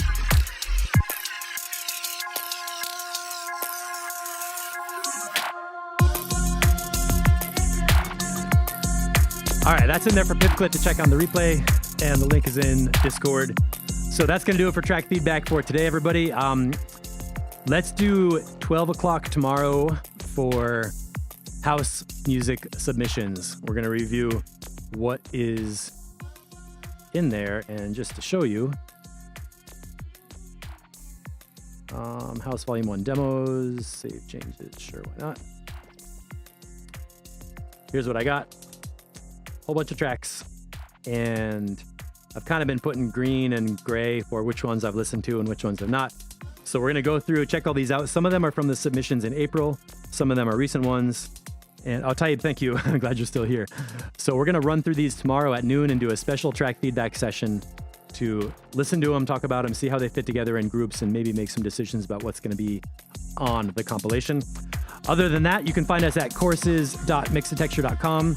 There are some really helpful Ableton projects in here that can get you started with basic mixing techniques, compression, there's some free presets and things, and how to EQ your tracks is the best one to sign up for now, because when I add all the new hands-on session lessons and project packs and videos, it's going to get more expensive and you will not be able to get it for the price it is right now. So grab that if you want to learn about EQing. Now is the right time to sign up.